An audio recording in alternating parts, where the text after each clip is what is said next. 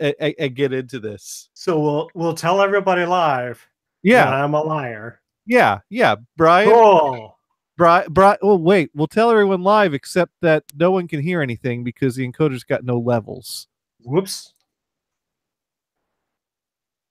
Alexa, There we go. I think that's what turn on the computer room lights.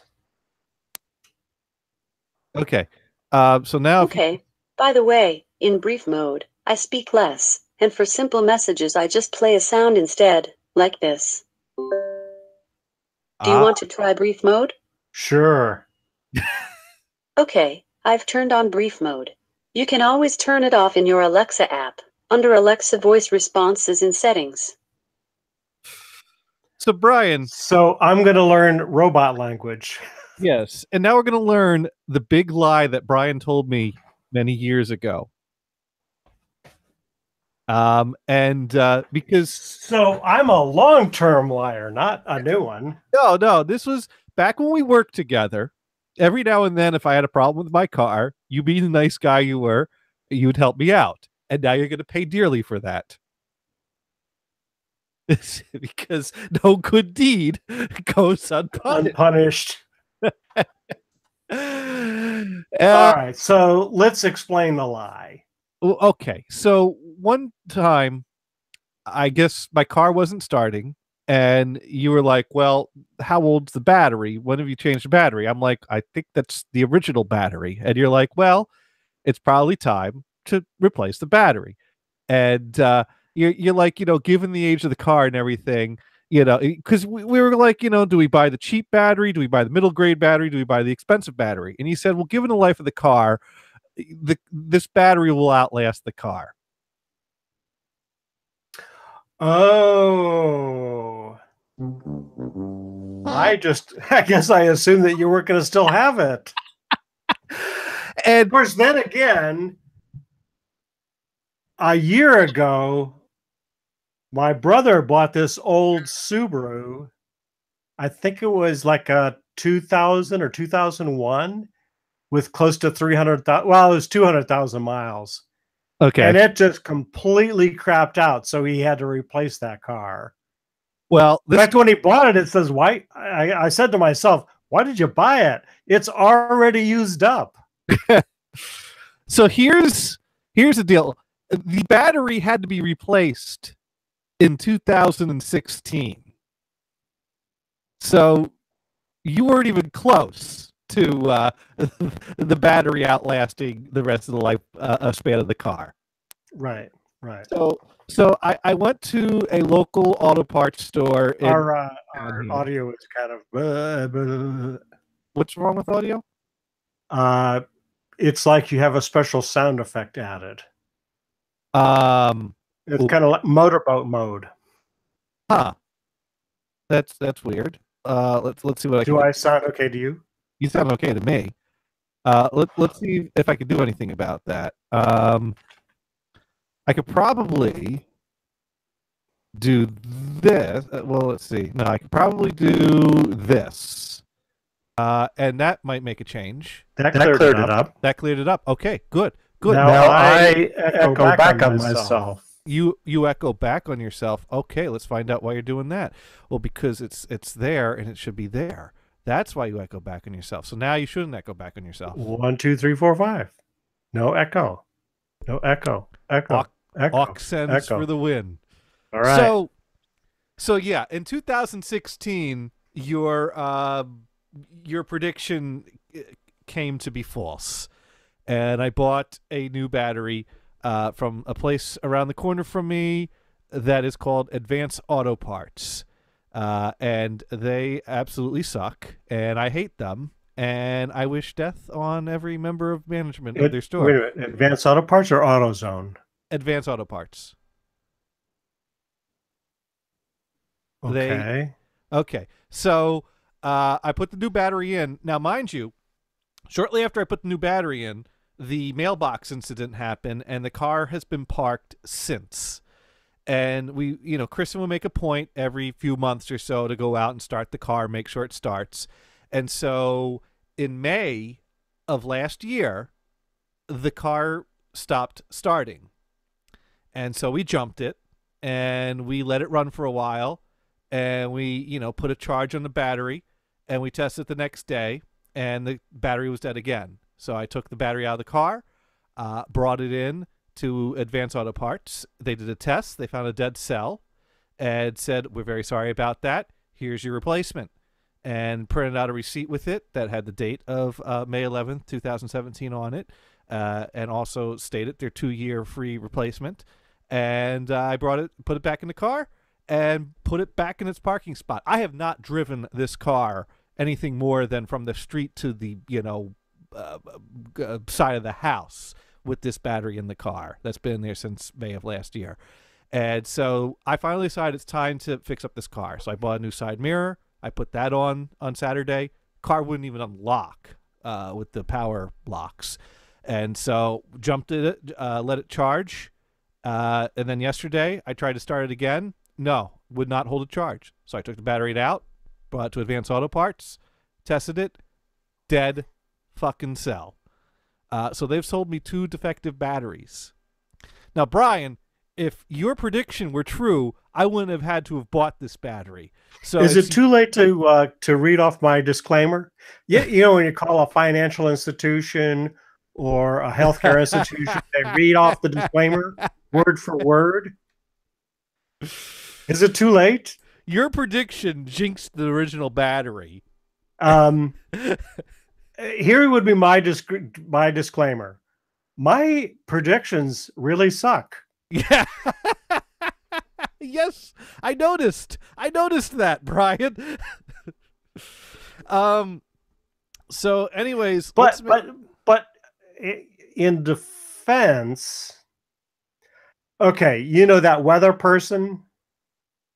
You could pick anyone, whether it's Dave Letterman, if you ever watched him on Doing the Weather, or any local weather guy.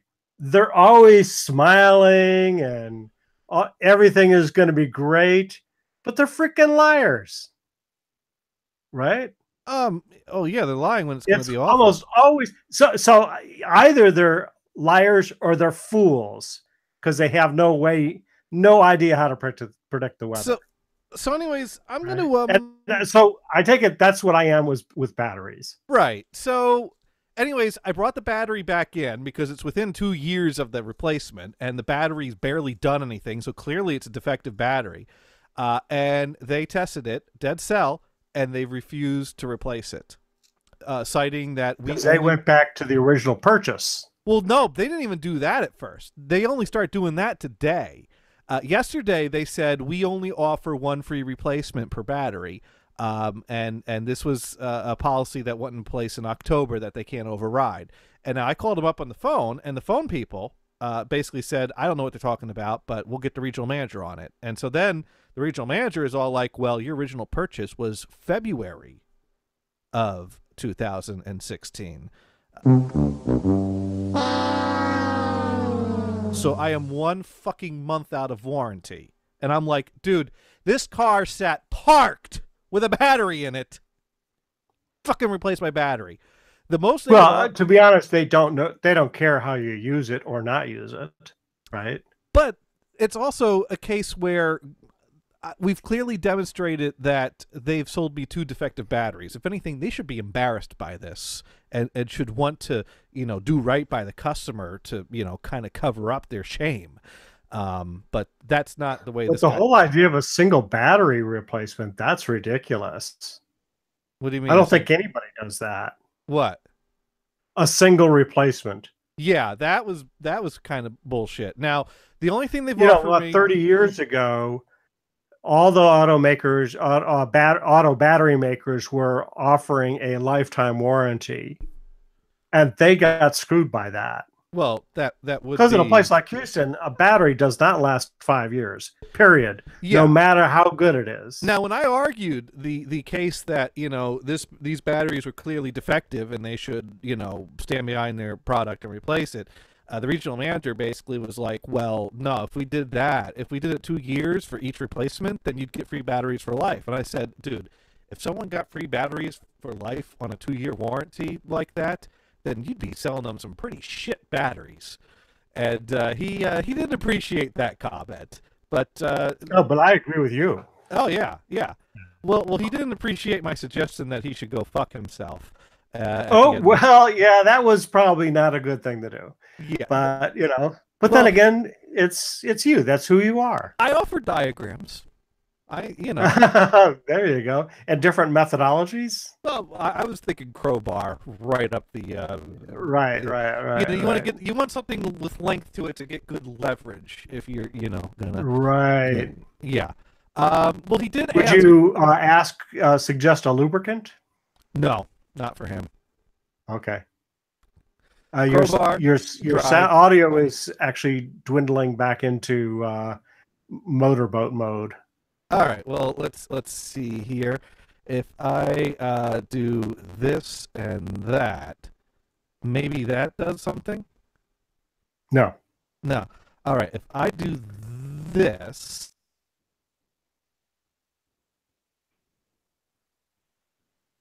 How about that? Oh, okay. A second there, I thought the air was dead. Yeah, well, I had to make a change, save it, and then change it back. For some reason, Hangouts was doing this on Sunday as well. Oh, okay. So not only did they take away stereo, yeah, but they took away decent sound quality. They did take away decent sound quality, but we're going to give the Advanced Auto Parts around the corner from me a call right now.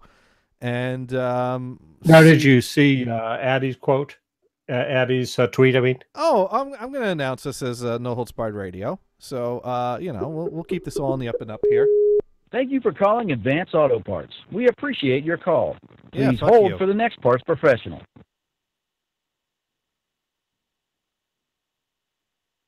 And we're holding. Okay, music is not bad, but the fidelity. Advanced Auto Parts and Battery. This is Adam. How can I help you? Hi, Adam. Are you a member of management there at the store? I am not. No. No. Can I speak to a member of management, please? Sure. Hold on one second. Thank you. We don't want to put a innocent, lowly employee on the spot here. We want to get to the heart of the matter, which is management. Hey, the fidelity of the hold music has improved. What do you think of the hold music, Brian? Not too bad. Yeah, this is some of the better. It's not UPS. Few things are. But it's far better than the Thank you for calling Advanced Auto Parts. We will be with you in a moment. So we're just wait on hold here, because I wonder if Tom is there. If Tom... Hello. Thank you for holding. It's Madeline. How can I help you? Hi, yes. You're a member of management there? I am the key holder for tonight. The manager is on tomorrow. A queue holder. Does that means acting manager? I'm the closing manager, yeah. Okay. Yes, and you're at the Attleboro store there? Correct. Okay. This is Johnny Gators with the No Holds Barred Radio Network. And we're just looking for some clarification on warranty policies at your store there. Now, is it true that in your 2-year lifetime warranty on a battery, you'll only honor one replacement? Oh, geez. This is a radio station. No, it's a radio station.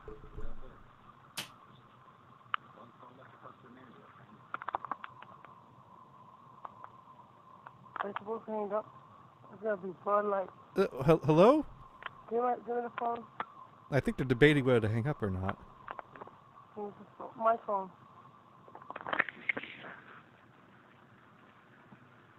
It's okay. We only have like 2 listeners. I mean, it's no big deal. One of them's doing. You still there? Hold on. Okay.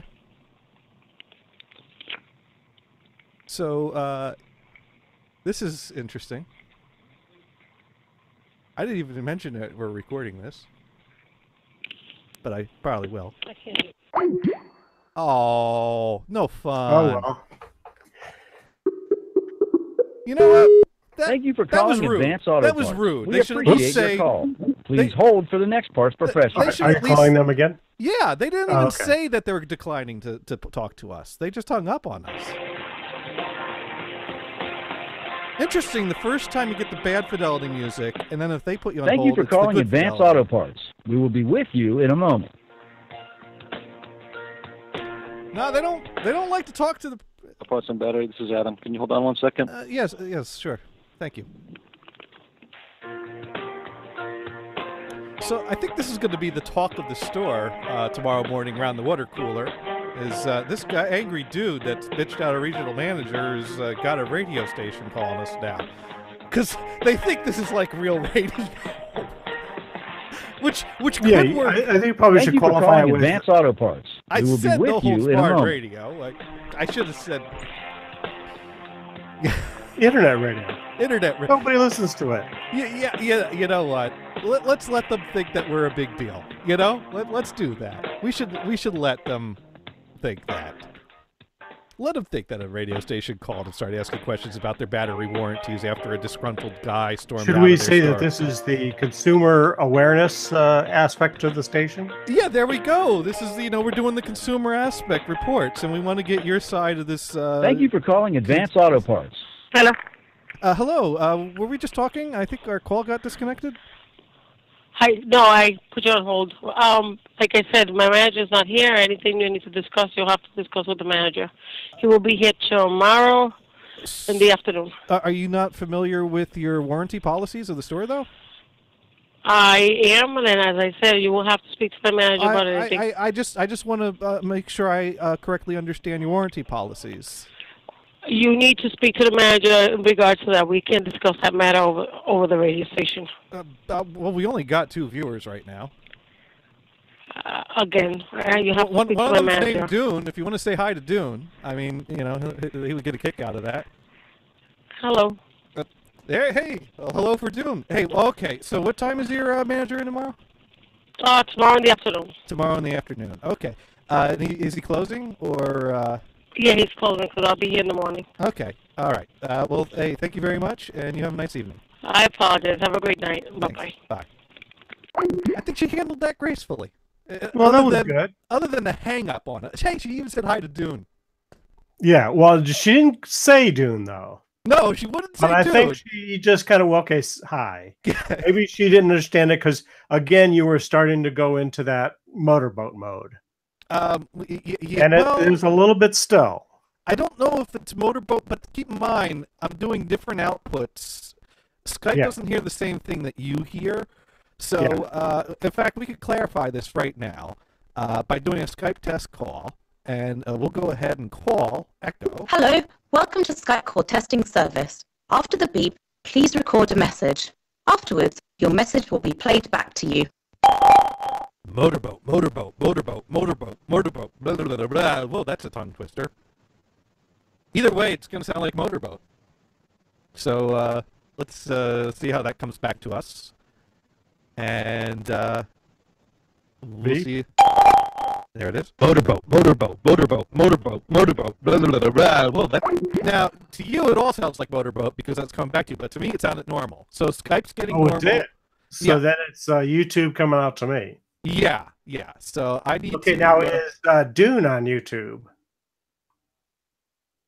Well, no, I would see him, right?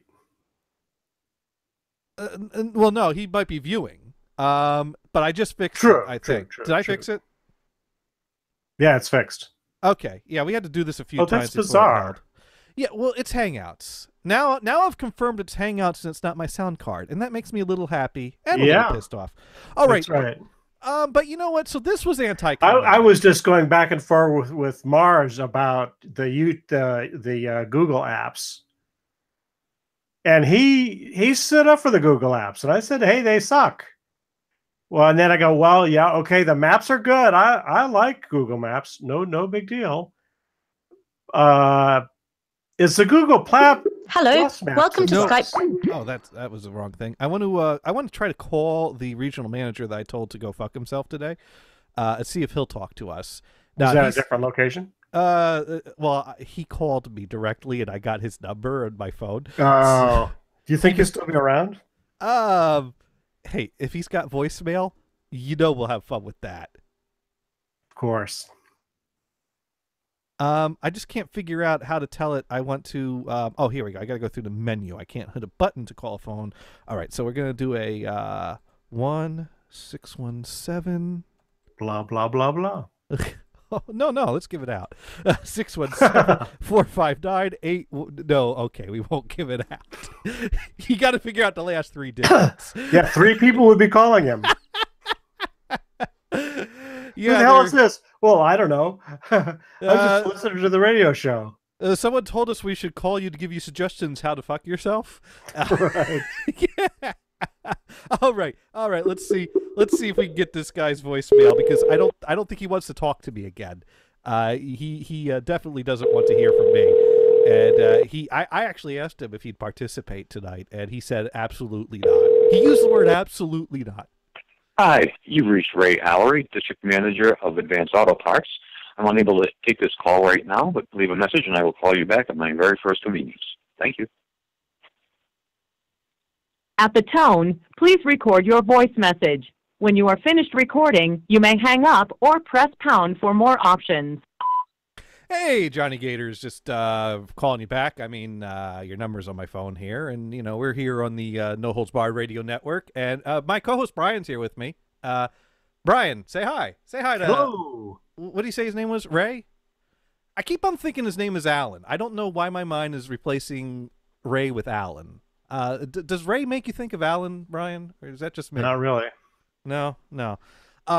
Okay. Yeah, but we were really hoping to catch your voicemail and leave you a message, because I knew you weren't going to pick up. And Brian probably also knew you weren't going to pick up. Isn't that right, Brian? That was a pretty good guess, even though Yeah. I'm lousy at predicting. Brian told me when I bought the battery, before the battery I bought at Advanced Auto Parts, that battery would outlast the rest of the life of the car. And if Brian didn't jinx that battery, I would have never had to have set foot in Advanced Auto Parts and buy one of your shit batteries. And anyways, you know, I just wanted to say, you know, I was genuine in my offer earlier for some, you know, diagrams and charts on, you know, different ways and methods that you could fuck yourself. You know, now Brian here is being nice, because I was saying crowbar. And Brian was asking about lube, and I was going, nah, you don't need that. But Brian was, you know, nice that he was thinking of your comfort there. Isn't that right, Brian? Well, and I think Johnny should be nice. You know. You think I should? But be he nice. is who he is. So what can you say, right? Hey, I treat my friends good. I treat the people that dick me over pretty bad, but I'm all words and bark. I mean, I'm not gonna, like, you know, find this guy's address and camp out or anything. I would never do that. I hope. No, he's not really a bad guy. No, I'm not. It's that thing that he does. Thing that I do. This is Yeah. the thing. The thing. Yeah, this is part of the thing. This is part of the thing. Yes. Yeah, but I never do this without a reason or something that has warranted. This is true. The guy's not totally crazy. Yes. Partially crazy, maybe, but not totally. By the way, just want to say, your closing manager at the store is well trained. She would not divulge warranty information when the radio station called. I think they're under the impression this is a real radio station, though. Is it? But we are real. We have viewers right now. Although, how many? 3? 3. We are up to 3. Ooh. And I say viewers for radio. Well, we started as radio, and then you added YouTube, and so you got video, but we're really primarily talk, and so you got viewers, even though it's really about the radio. Do you think Ray's going to listen this far into the recording? No, he's probably already deleted it. He's already deleted it. Oh, you know, Brian has no faith in you, Ray. I think you're still listening. I think you're curious what he's going to say next. And I think that you think there's a chance I might actually take this to a small claims court, and anything else I say could be used against me. So I think you're the smart guy that listened this far. Maybe I got a point there, Brian. What do you think? That's one possibility. That is, you know, it's too bad we can't take a little side bet on here. You think he's hung up? I think he's still listening. If only, like, Ray could, you know, send a little confirmation my way that he got this far. But I don't think Ray's calling me back. But hey, you got my number, so if you want to call me back, you know, call me back. And you know, like I said, I'll send you some diagrams. I don't mind. I can pen, paper, draw. I got a scanner. I'll scan them and I'll email them to you. Yeah, Word document, PDF, TIFF. I can't think of an obscure, really old image document. You have reached the maximum time permitted to record. To send your message, press 1 at any time. To message sent. Thank you for calling. Goodbye. I think we won voicemail. I think we got the end of the limit. All right. Yeah, All right. yeah, I think that was enough. Okay, the motorboat's come back, by the way. You're doing good at dealing with it. All right, then. Let's go ahead here and we'll do that. And then we will and here and we will do that. And motorboat should be off. All right, beautiful. There Perfect. we go. Hopefully we don't have to keep doing this throughout the entire evening. Really? So that took less time than I thought it was going to take because we're still at pre-show. Really? And we're live. We're, Now, did we connect to the NHB stream? yeah, I connected to both Good. of them. Hello, NHB stream. Yeah. No, I want everyone to hear my phone calls with Advanced Auto Right. Parts. I wanted to give them a fair chance to, give their side of the story here. Sure. And they won't. They do not want to give their side of the story. Right. So And they don't have to, right? well, when I'm out $120 on defective batteries that have done me no good. Now the thing is that it's unfortunate when you buy something for something that you don't use, but you might and want it to be ready to use. Because the real reason why I've had 2 defective batteries reach outside the warranty period is because they spent months and months and months sitting unused. Yeah. And this is the type of thing where maybe you should change your strategy, and that is switch off which cars you use.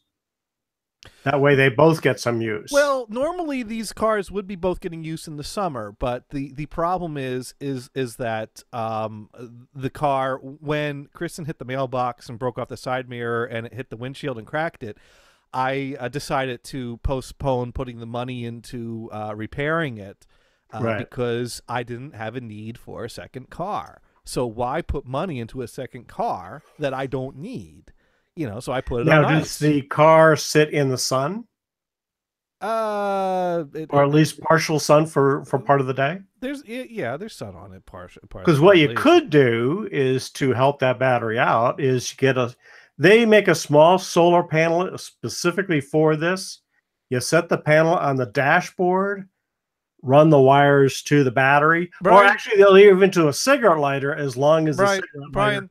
These are words similar to like what the enemy speaks, where they're trying to imply that it was my fault that the battery died. No. I would say that just a different strategy. I think these things wouldn't help the battery because it was defective to start with anyways. I mean... Well, but it did work for a while. Yeah, but not for long. I mean, the first one worked, what, a year and a half? No, not... No, I bought it in February of 2016, and I had to replace it in May of 2017. And so it made it a year. But it made it a year being primarily parked. It was really only used for, a few months, and then it got parked that summer. Right. And then when we went to, move it out onto the road again the next summer and think about maybe servicing it, the battery was dead after sitting out for the winter, and so we replaced it. And then after this winter, and now the guy is like, well, did you just leave it out in the winter? I'm like, well, we start the car like every few weeks or month or whatever, but it had been a few months. But still, his suggestion that their batteries can't handle being left outdoors in the winter, it's a car battery. Right, and I agree. Yeah, it's like, really, you're telling me your batteries can't handle being stored outdoors? Where am I supposed to keep my car? They want you to keep it in the garage. I'll just drive it right up the steps and park it into one of the spare bedrooms in here. Ugh, God, these guys sicken me. So the most the regional manager would offer me, and he did make me an offer, and it's an offer that one might think is fair, but given the circumstances here, I don't think it's fair at all. I think anything short of a complete replacement is not fair, being that, like I said, they've given me 2 defective batteries. That is embarrassing. This manager is probably getting with a team of lawyers to write up a whole new procedure about using the battery, including storage it for long term. Jeez. And the warranty will refer to that. It's a car battery. I'm not going to argue with you, but they don't say that you're doing it wrong. Am I right? I'm not doing anything wrong. It's a fucking car battery. I know. But they're not saying anything. You're doing There's anything no wrong. way to car battery wrong. The only way you car battery wrong is if you touch the 2 terminals with your wrench or you put the jumper cables on the wrong way. That's the only way to car battery wrong. True, but they could put together procedures that say, here's how you take care of a battery. But they don't say that. So you're not in the wrong. No. Exactly. Not to mention, the receipt that I got when I replaced it in May has the date of May 11, 2017, and printed right on the receipt. It says 2-year free replacement. It doesn't specify 2 years from the initial date. It specifies 2 years on that receipt, which has the date of May. Now, the most the guy has offered me is a 50% discount on a replacement. And I have... Ooh, that's when Microsoft gets sued and they offer you a coupon for the next purchase. This does not sit well with me for 2 reasons. One, I take any issue with paying for a replacement for what was clearly a defective product. And 2, if I'm going to buy a battery, I wouldn't buy one of these pieces of shit. Not even for half price. Right. It's just... Well, I don't recommend that you go to Sears if you give up on them and get one of those diehard batteries. Because who the hell knows how much longer Sears will be in business. I was thinking of, going down to the local Walmart, buying a pack of Rayovac 9-volt batteries and just tying them all together. A whole shitload of them, yes. Yeah, I just kind of line them up in a block, we'll duct tape them together, maybe get some paper clips to heck, you could kind of interlock them. If you interlock all of them, and then you're left with 2 terminals at the end of them, and I could, that would work, right? That would be interesting. That's the best thing you could find to say about that. Because the cranking amperage is a shitload. Mm-hmm.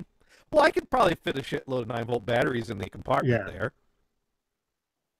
Have you seen that little thing of the? There's a YouTube of this Mercedes that's electric powered, and it runs on AA batteries, and they demonstrate how you change the AA batteries. You open the gas tank and these batteries start flying out. That's I don't think that's quite accurate.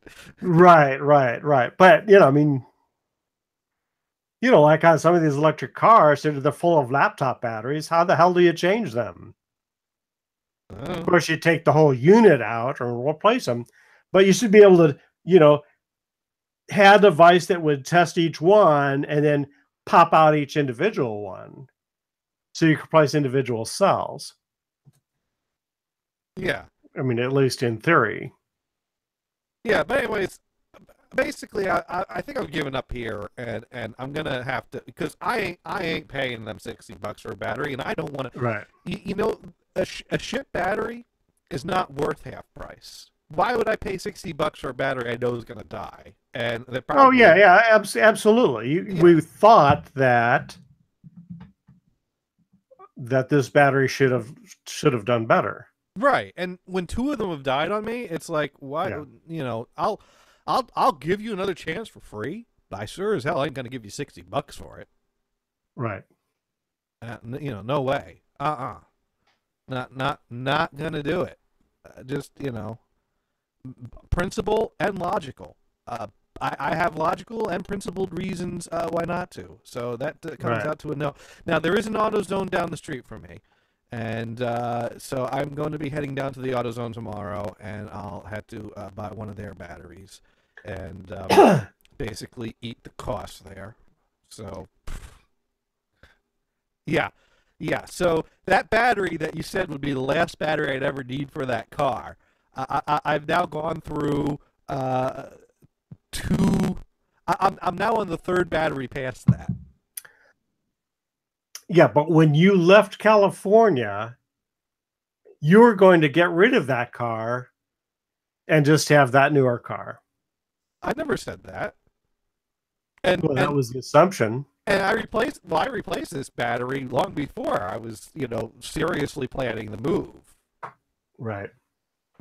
We had no idea how long I was keeping this car. Right. And your assumption was that the lifespan of the high mileage car versus the lifespan of a battery. So the battery I bought in California was a dud, kind of. Sure. No, I agree. I mean these batteries have both lasted about a year at most, right? The California battery lasted longer. I don't remember what year we made that purchase. That might have been more like 5 years. But yeah, but then again, you were using the car all the time. Yeah, but still, that's how you keep the battery fresh. The family wagon, fresh as a daisy. The family wagon that we used growing up. I remember one morning, we were at the chore house, and we all pile into the car. It was a Pontiac Safari, 1988 Pontiac Safari with the fake wood paneling on the side and everything. And a Woody. Yes. Yeah. For some reason, I never saw another Pontiac Safari on the road, but I've seen. They called it something else before they called it the Safari. They called it like the Parisienne or something like that. And I saw tons of those. And it looked exactly the same, except that it had more letters on the side. So technically, I guess that would make it cost 5 cents more for the extra letters they had to put on the side. Right. Yeah. But, yeah. No, this car, we all pile into it one Sunday morning to head to church. We were at the Shore House, and we got to, head a few towns over to the church. And Dad puts the key in the car, turns it, won't start. It's doing a kind of... And I was thinking, does this mean that we can, go inside, put on our bathing suits, and go to the beach instead of, go sit in the pew and listen to the priest talking about God? Because, between the two, I know what I'd rather be doing. And the best part about this is, and you got to appreciate this, because this is something that us Catholics need. We could do this guilt-free because we had a valid reason to skip church and go to the beach. God wouldn't let your car start. The car wouldn't start. We tried to get to church. The car wouldn't start. But the beach was walking distance. Yes. Unfortunately, it turns out there was another church, Catholic church, within walking distance from the house. And so Dad said, well, I guess we're going to St. Bonaventure. And we had to walk the few blocks to church. So, no, I did not get spared Mass that morning. And I found out why we went to the further church normally rather than going to the in-town church. Because the in-town church was this old, dark, dank, dungeon-like church that it was not a good start to your morning at the beach. Right. Oh, God. It was, yeah. So, could you wear your bathing suit to church? Oh, hell no. Thinking back at this, I don't know how my brother got away with this. We didn't wear bathing suits. No, we always had to have long pants. There were no shorts at church. Right. You put on pants. You put on a shirt that's just got a nice pattern or plain color. We didn't dress up in Sunday bests, but you weren't putting on a Welcome to the Jungle T-shirt. I'm trying to think of something that would be on a shirt. Whatever, yeah. Yeah, I had a T-shirt that said "Fear No Evil" on it. That was right out. You put on something that was kind of a plain shirt or a pattern, and a pair of long pants. That was our dress code for church growing up. And but Greg, for a period of time, had sneakers that had lights that blinked in them on the heels. And I remember that really irked my dad. He was like, every time he wore them to church, he wouldn't yell at him and he wouldn't be in trouble. But my dad would always make a comment, I really don't like those. Because, Catholic Mass, part of the ceremony is you go up and get the wafer-thin Jesus to, partake in the eating of the body of Christ. And Greg would be walking down the aisle for this solemn holy experience that you partake and the lights and the shoes are flashing. Blink, blink, blink. And my dad's just there like, oh, yeah. So yeah, he hated that. My dad could have fixed that easily with a 10-cent piece of electrical tape. Hey, before we get in there. That's right. There you go. There you go. There you go. Now you're legal. Now we can take them off when you get out. And only God can see it. Yes.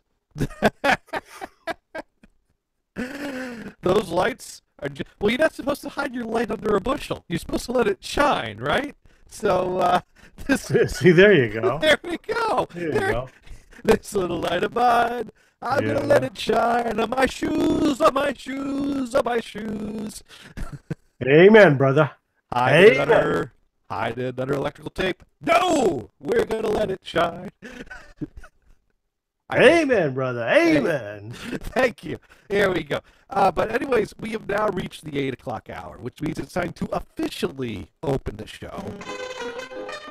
Opening the show. Hello, brother. It's time once again. Amen. Say it, amen. It's time for insert title here. The show that changes names so much we had to put a placeholder in. I guess this is Catholic Guilt with Gators this week, maybe? Yeah, right. Hey, when I started using this name, it wasn't just Brian Blues. It was Blues Brother Brian. Blues Brother Brian. Oh, wow.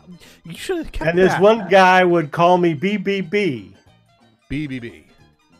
Right. So I said, well, I got to shorten it. So I got rid of the brother part.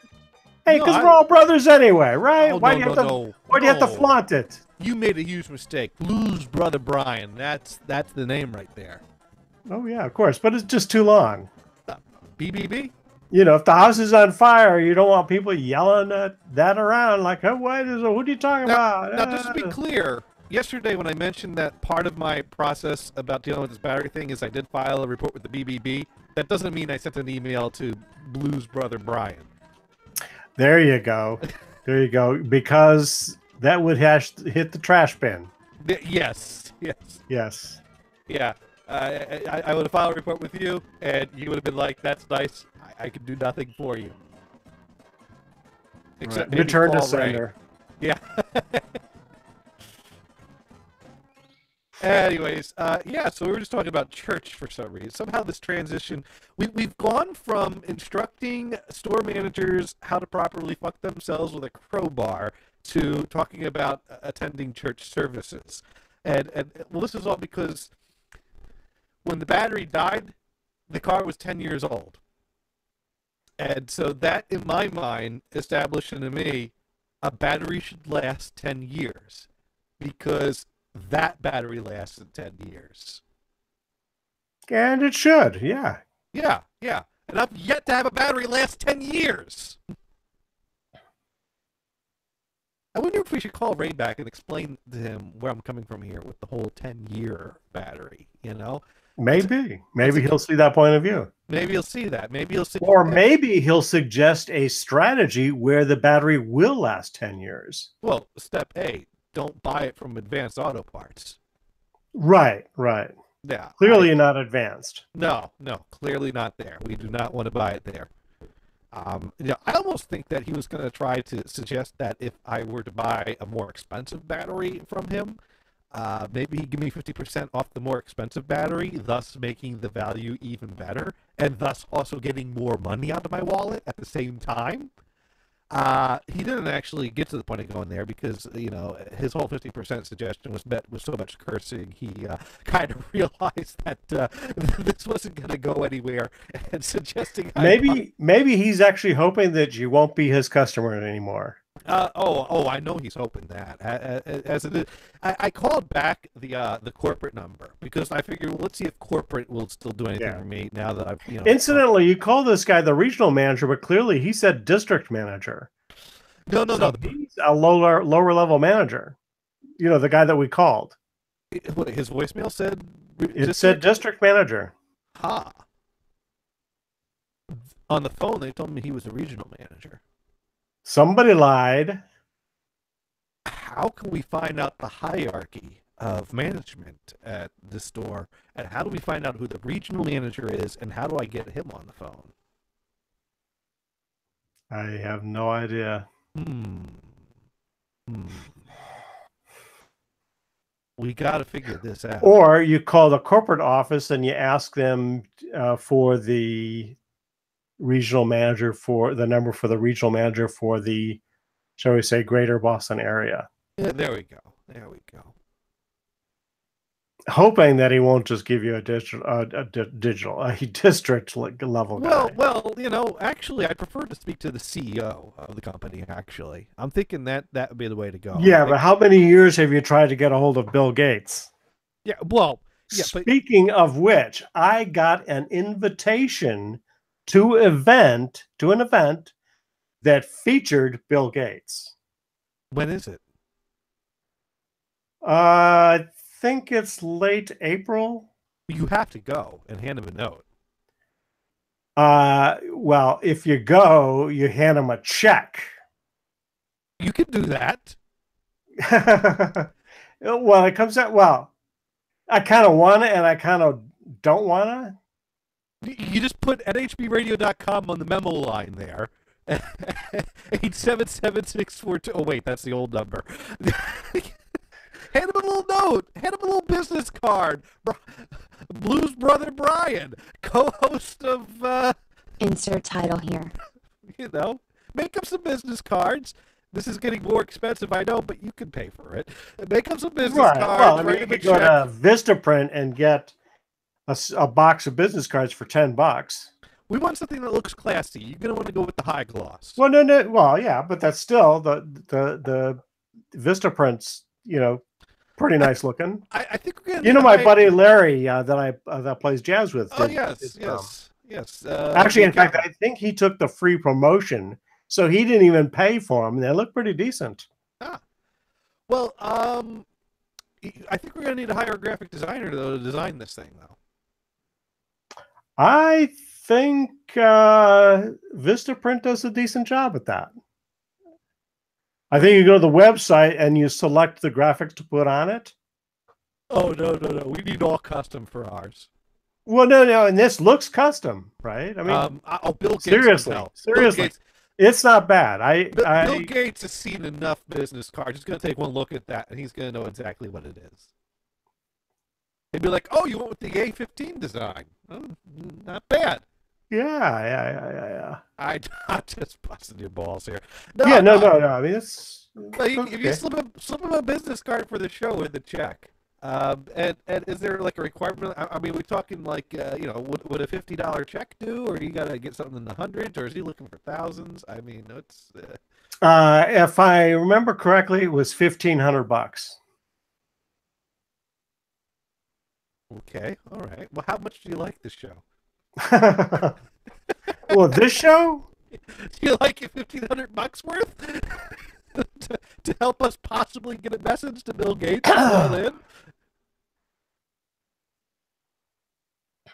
That would be interesting.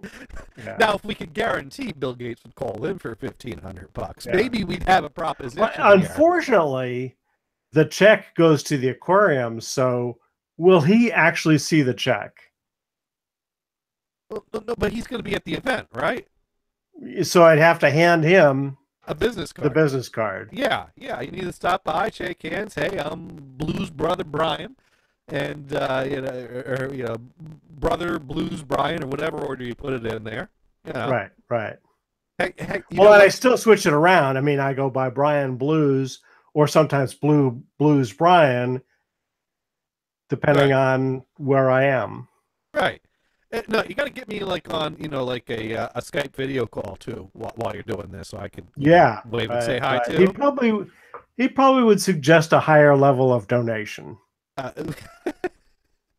You could make that happen.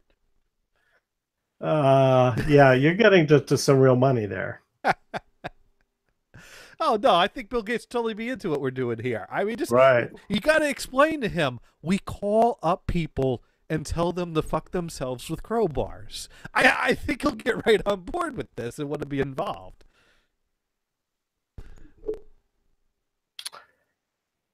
But yeah, I don't know. Well, just make sure you explain. We only do that to people that deserve it. That's correct. I think he'll respect us if we tell him that we call up people that deserve it and tell them to fuck themselves with crowbars, preferably no lube. We'll see if that works. Yeah. Hey, heck, you know what? I was actually being nice to this guy. I didn't even suggest that he should fuck himself with a rusty chainsaw. I held back. I was restrained. Right. There was that would be messy anyway. That would be a lot of cleanup. Yeah. And you know what? You fuck yourself with a rusty chainsaw, you ain't gonna be the one to clean it up. You're leaving a mess for someone else. That's just not polite. That's not polite at all. Totally not. Yeah. No, not the rusty chainsaw. Very impolite way to do it. By the way, when they talk about rusty metal objects, why do they tell you to go and get a tetanus shot? What does the rust have to do with tetanus? That's. Oops. Well, you could ask this person. Yeah, hang on. Okay. All right. Brian's going to take his call here.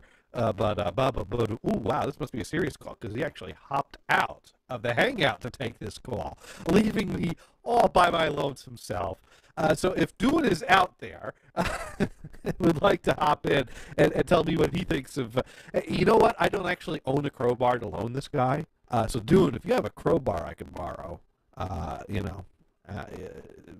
to get the right dimensions for the diagrams I'm going to draw up. So if I don't know what dimensions crowbars come in. Maybe I should talk about, serious topics. Do I have serious topics? I didn't even have time to think of serious topics. I don't have serious topics. I was actually going to talk about batteries for 2 hours. No, I wasn't really. I just really wasn't thinking that far ahead. But yeah, I actually was going to set up on the couch and bring Kristen into the show this week, but that turned out timing and battery thing and stuff like that. But I do want to do more couch shows. And speaking of brothers, we got Dune on. I heard Dune and borrow a crowbar. Yes. Do you have you have a crowbar I can borrow? I need to lend it to someone. By the way, Johnny, sorry about disconnecting from you. I hit the wrong button. I had to disconnect instead of the mute. I thought I needed to take that call, but it was just a junk call. Oh, darn. Well, anyways, so Dune called in. Yeah, it sounds like if I let you borrow it, I may not want it back, though. You just want to make sure. Possibly. You might want to just put on some gloves when you get that back, and maybe. The crowbar? Soak that in some bleach. That should take care of it. Something like that. Throw it out into the backyard for a month. Well, no, it might cause the cell to go bad if you leave it outside. Dude, wait a minute. Selling a crowbar or a battery? You've been listening to all this story that's going on. I have not. I did listen to the tweet, or I watched the tweets. Yeah. Is that some bullshit or what? Now here's the thing. It does seem, because are they nitpicking over 2 months now? Yes, they're nitpicking over 2 months, and the most they'll offer is 50% off of a replacement, which means giving them $60 for the same battery that I've had die twice on me now. Which I'm not. You know, I did do some more thinking last night, and I'm trying to think. I think I have heard of other places that have had they will do one free replacement. Yeah, well, this one, I think here's the thing, is that they denied me before they confirmed I was outside the 2-year period. So that wasn't even an initial issue. They've changed their story. But also, I think that's the type of case where you want to get someone to override something because you do want to verify that someone's not, doesn't have another problem that's damaging the product. And it makes logical sense to ask the right questions if someone's replacing the same thing multiple times under warranty. But yes, then you make good on it. And the most they'll offer me, because it's 2 months outside of the period. Actually, he said 2 months. I'm thinking, no, it's 1 month. 1.5, really. It is 50% off a replacement, which it was a $120 battery. I really don't want to give him $60. I really don't want to buy another one of these batteries. Even at half price, it's a shit battery that I wouldn't pay $60 for. So they basically left me feeling like they won't help me at all. I mean, they feel like, well, we're offering you 50% off. We've gone above and beyond. Someone actually told me they've gone above and beyond here. I'm like, let's review. I drove out to your store on Sunday, was rudely told that you would not help me, was made to call, wait on hold in the store, was told to wait for someone to call me back, who never called me back. I call you back. You give me the runaround about the date of this thing. And then you offer me 30% off. Then you offer me 50% off. This was above and beyond. You have any idea what an aggravating, frustrating situation this is? And you call this above and beyond? Yeah, that's pretty bad to put it that way. What part of this was above and beyond? And usually when I ask a question, it gets a long silence followed by something that's not a response to the question I asked. Well, yeah, because I have to think about something and go, oops. Yeah. I have to say, though, unfortunately, you may have, broken that bridge now. No. Or just let it on fire. This guy pretty much established that he will not help me. And but I'm just saying, for you to push it higher, though, it's going to be rough. Is the bad part about it? Well, this guy had it coming. Oh, I don't doubt that. I mean, this guy... well, here's the thing. He left himself wide open for a crowbar up the ass. He literally... Here's the thing. After we go back and forth, and I mean, like I said, I didn't even throw out the F-bomb until I told him where to put it.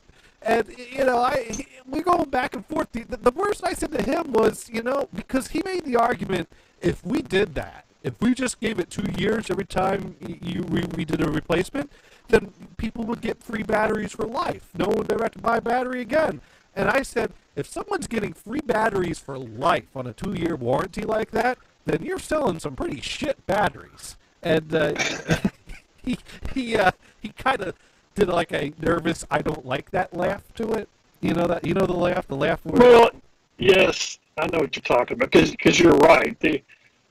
Yeah. But let me tell you, coming from somebody who's worked in auto parts, I did for a long time. When I was younger, I worked in auto parts for quite a few years. Oh, Ray? You ever cross paths with Ray? No. It was a part-time thing. Okay. And so we're talking, and actually Brian will probably remember some of this because this was a nationwide thing. So this would be late 70s, or early to mid 80s. Back when you owned that Mustang, right? A lot of parts stores did a lot of lifetime stuff. Yeah. And they were they weren't batteries, but you could get lifetime brakes, lifetime alternators, starters, things like that. And they weren't, they didn't do it because they were the best starters and alternators and brakes in the world. They just did it because most likely nobody will ever keep that information or keep the car. They would keep counting on people losing their receipts. Yeah, because they were not transferable between owners. You couldn't transfer it to a new owner. Yeah. You'd have to have the receipts. You'd have to bring the piece. It's like the Moen faucet. It's like the Moen faucet. If a plumber installs the faucet, you probably don't even have a receipt. So what good is the frickin' warranty? Nothing. Yeah, well, that's the way that was, though. That's the way a lot of those are. They're they're there to, I tell you, I have to almost go back. It might be worth you pulling up the clip from Tommy Boy and to listen to the guy talk about about the warranty on the box. People want to see the warranty on the box. Kind of thing. Okay. It is kind of crappy. I mean, that's the way that whole thing worked. One place started doing it, so they all started doing it. Yeah, competition, right? And then they got to the point where that finally got phased out because I think enough people started actually wanting them to honor it. Well, yeah, and getting wise to it and saving the box or the receipt. Absolutely. You actually know one of these people, and not me, but that friend of mine, and he has his dad. His dad had a 1974 LTD that he bought brand new, and he went in probably late 70s, bought a battery from Sears, a lifetime battery from Sears, and that battery has been replaced in that car as long as they've owned that car by Sears. And it got to the point where there were several times where there was managers saying like, "Okay, we're not doing this again." And they just like, "Oh, yes, you are." Oh, yes, you are.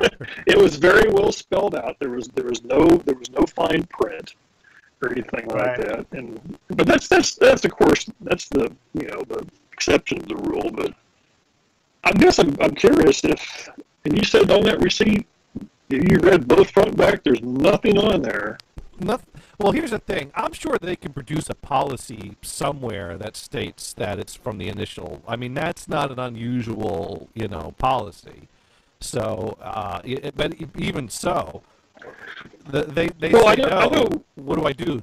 Spend $40 to fill out a form to take them to claims court and take a day off work? I mean, I'd love to. It's hard to say that it could be worth it. It really could, because like for Walmart, for instance, if you buy a battery at Walmart, they will replace it one time in the replacement time, and then after that they prorate it. But it's very well written out. They say that.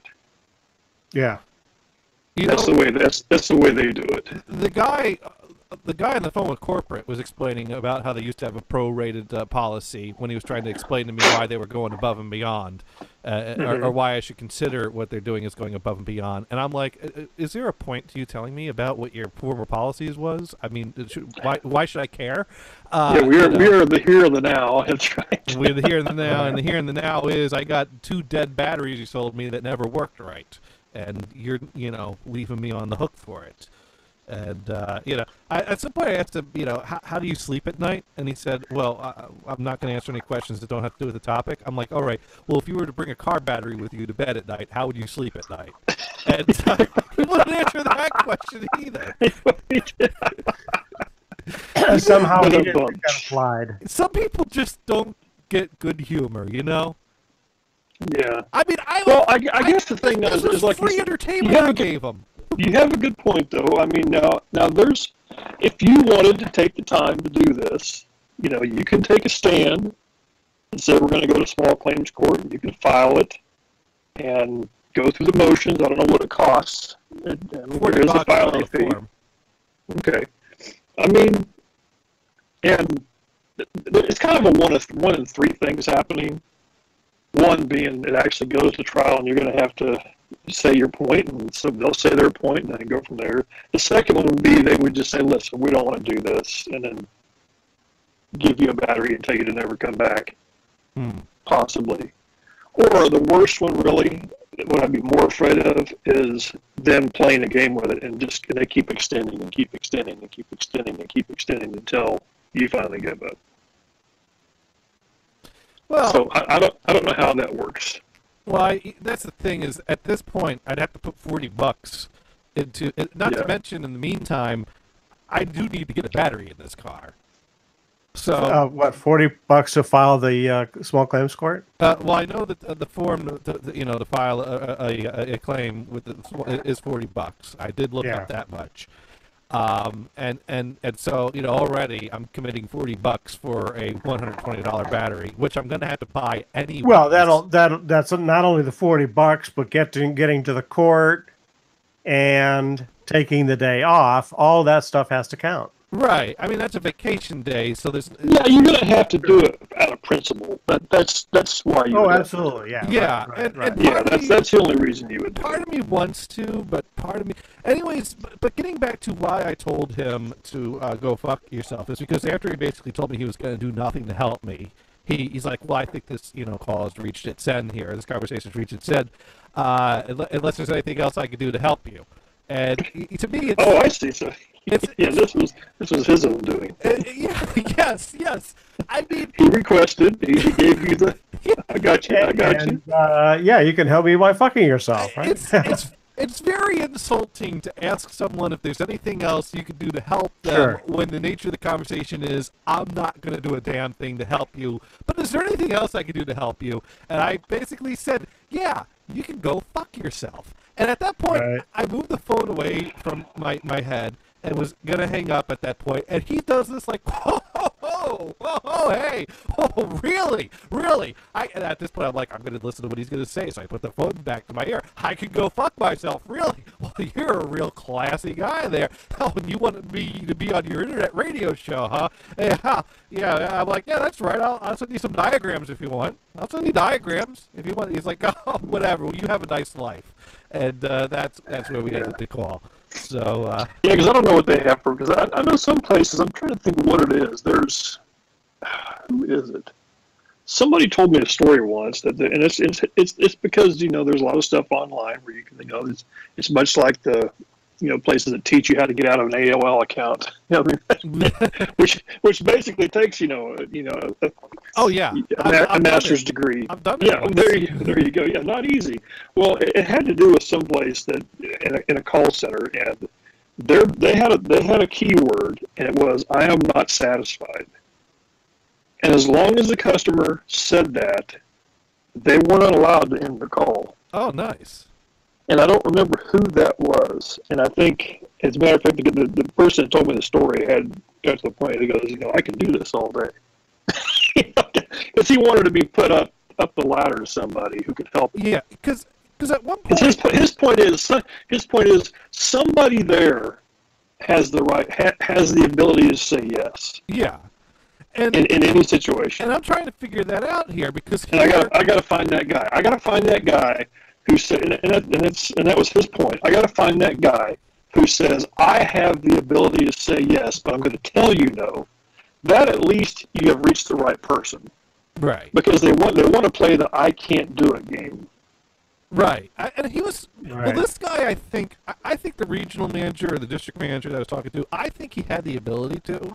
I would say so. I think he had the ability to, and he flat out wasn't going to because, well, he kept on saying that I can't, but he kept on citing his reasons of, well, I can't do that because outside warranty, if I give you a free replacement, then that sets a certain precedent or policy, and I actually said to him, what do you think I'm going to start sending people your way for free batteries? Let me tell you, you don't have to worry about that. There's no way I'm sending anyone over to your place for batteries.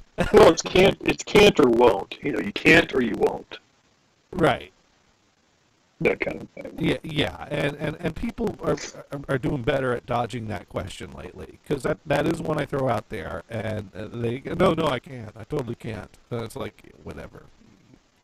You're full of shit. Well, look, I guess the question is now where do you go for a battery? AutoZone. Okay. Well, I didn't know. I mean, Walmart is an option. Especially since you're moving. I mean, they are everywhere. AutoZone is actually closer than Walmart to my location. So, is there a good battery brand of battery to choose? I don't know. I'll find out, I guess. I mean, I see the ads for Interstate. They have their base model batteries. They brag about how great their batteries are. Yeah. I don't know what I'm going to buy, but a venison. You know what? I think we should all get together and we should all make our own diagrams for this guy, and then I'll find his address and send him the mail to him. What do you think, venison? Do you think would you like to contribute a drawing? What? Well, the guy I told to go fuck himself, I told him I sent him some diagrams. Hey, what if we got that cute Russian girl from Sunday's show to whisper it and tell the guy how to do it? Maybe that would take the sting out just a little bit. Hey man, you want to send diagrams to this guy on how to fuck himself? Yes, yes, with a crowbar. No lube. Okay. Okay, I think I missed the whole middle part here. I got screwed on a warranty on the car battery, and now I'm out on it. Yeah. How did the crowbar come into it? Well, the regional manager, after he told me that he was not going to honor the warranty and was not going to replace my battery, asked me if there was anything else he could do to help me. And see, he was basically asking for it at that point. There's no other. At that point, the only appropriate response is, yeah, you could go fuck yourself. I mean, that's the only other appropriate response would be, yeah, you could go play hide and go fuck yourself. You know, because we don't want him doing this in public. There might be children present, you know. Well, and then now, should it be with a crowbar or the lug wrench? Well, he works at an auto store, so lug wrench might be more handy. That's what I'm thinking. That's what I'm thinking. Yeah. Yeah. Now the thing is, the lug wrench is not as long as a crowbar. Crowbar offers more leverage, especially if this is a heavy-set guy, you know? We might need some more leverage to be able to reach further. Yeah, but with a star-crossed wrench, you can find the right size. Oh, every size is the right size. You just got to put enough pressure on it. Keep pressing, it'll go right in. There you go. Oh man. Well, hopefully, and I don't know if the right thing to do would be to go to the new auto parts store and tell them the story or not. No. Well, heck, I've tried calling them both on the show here, and at the store, they don't want to talk to a radio. I think they're under the impression that this is real radio, and the there's a chance. I never thought about this. What if they know the people at Fredericktown Yamaha? Maybe they know we're on to them. They might understand this situation. We might have to mention them. Hey, we're friends with people that used to be sponsored by Fredericktown Yamaha, where the fun begins. That's right. And you can buy a battery on a Sunday, but you sure can't buy a motorcycle. No. Nope. They're close. If you got a motorcycle with a dead battery, you're good. But if you got a battery, you need a motorcycle for it to go in, forget it. No, Fredericktown Yamaha, where the fun begins, they ain't gonna help you on a Sunday. That's right. On Sunday, no fun. No. Just let you know what? Here's the thing. Advanced Auto Parts is closed right now. They close at 8 o'clock. AutoZone, they're still open right now. They're open till 9. Heck, we could call. Actually, there is actually one in our city that's 24 hours. I could call them right now and ask them what their warranty policy is to see whether or not they're planning on screwing me over or not. I don't think they're going to want to talk to me on the radio. Probably not. Probably or not. Go online. You probably find it online too. Well. Actually, I didn't think about this. Have you Google searched your subject to see if there's any videos out there about it? Because I can't imagine that you're the only guy that's told somebody to do that with a crowbar. Just saying. Oh, how to fuck yourself with a... Well, that or the battery. Dune, are you suggesting I Google for video on how to fuck yourself? Don't say it. Sound like it to me. No, I didn't mean it that way, but I see it came out that way. Once again, I did not choose my words wisely. So what did you actually mean? So let me see. Not choosing words wisely. Now was this AutoZone? No, Advanced Auto Parts. Advanced Auto Parts. Okay. I get up with the warranty policy, terms and conditions, battery limited warranty, return policy, top 272 reviews and complaints about Advanced Auto Parts from ConsumerAffairs.com. But keep in mind, the people that are complaining online about this are the people that didn't get their batteries replaced. Now, I did have a situation once where looking up on the internet did help me get out of a jam, because there's this company called FreeCreditReport.com, and don't let the name fool you. Yeah. It is not free. The name of the website is freecreditreport.com, and it's not free. That's as far as it goes. That's right. Well, they actually found a brilliant legal loophole for charging for a free service, because freecreditreport.com gives you a free credit report that comes with a paid subscription to a credit monitoring service that is a separate company that, so you get the free credit report with and when you sign up for it, it doesn't really make it clear that you're paying for a monthly recurring thing, because the first month's free and then they jack up the price. And so after about I think, I don't know, 2 or 3 months or 4 months or 6 months, or I don't remember how many months, but a certain number of months, I realized, my card is getting charged every month for this, triple advantage thing. And I'm like, what the oh, the freecreditreport.com people. And so I start researching this, because I'm like, this has got to be a scam. It's called Free Credit Report. That's when I see, well, that's the legal loophole. And if you call them up, they'll tell you what page, what paragraph, how many lines down it says to you that they're going to charge a monthly fee on the document that you e-sign and agreed to. So, they're very good at dealing with people that are calling them up demanding refunds. And some people were successful in getting refunds and shared this online. And the thing is that I think someone threw out a figure that they found that 63% of people that call demanding a refund get refunded fully for this.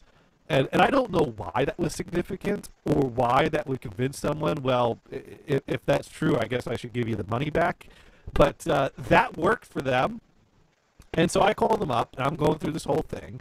And, he's like, but you agreed to this document. I mean, this is a contractual agreement you made. Why are you trying to back on your agreement? This is, we offered you the service, and you want us to give you the money back? This was the agreement we had. Like they're trying to guilt you into feeling like you're the bad guy here. And, but I'm not having any of this shit, because I want my money back. I don't care about guilt. I was raised Catholic. I'm feeling guilty all my life. What's a little more? I eat guilt for breakfast. I already know where I'm going. There ain't no mistakes about that. But yeah. So and of course you push, and they offer you a partial refund, and most people feel like that they've accomplished something there and accept it. But I know that other people have gotten a full refund. I ain't gonna be one of those chumps that settle for less. And so sure enough, I threw out that line to him. I said, do you know that 63% of people that call this number end up getting a full refund over this? And he said, no, I did not know that.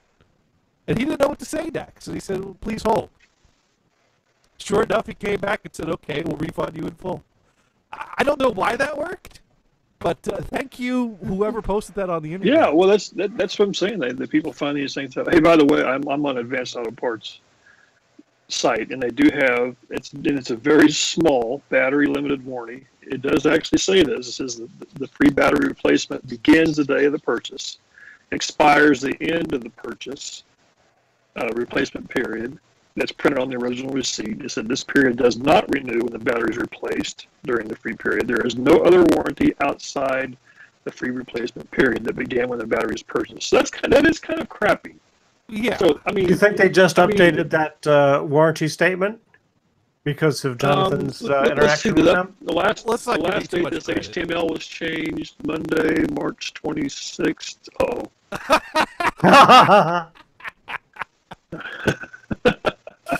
We might need to go to the hereby known as the Johnny Claus. The Johnny Claus. Right. Yes. The crowbar clause.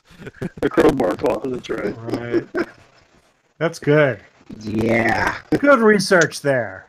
Yeah, so I walk into small claims court, they pull out that verbiage that's on their website, and it's pretty much... Well, I guess the thing is, it really should be on that receipt, though. Unless did you sign something electronically too? I bet you did. Not that I know of. Remember when Radio Shack had a long software agreement on the back of their receipts?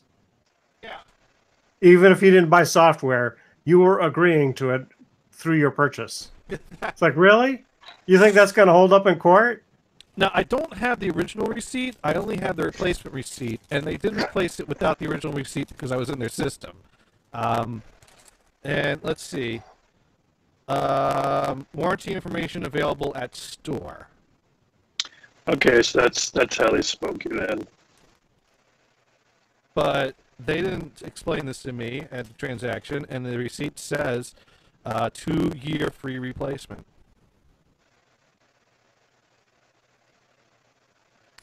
Yeah, my guess would be a small claims court would basically just, say, Yeah, fuck I get you. the feeling if they pull that out. It's hard to say. It's hard to say if you got a piece of paper that says that. It says 2-year free replacement on it, and they didn't cross it out. And I mean, I don't know. You could have something there. You really could. It's is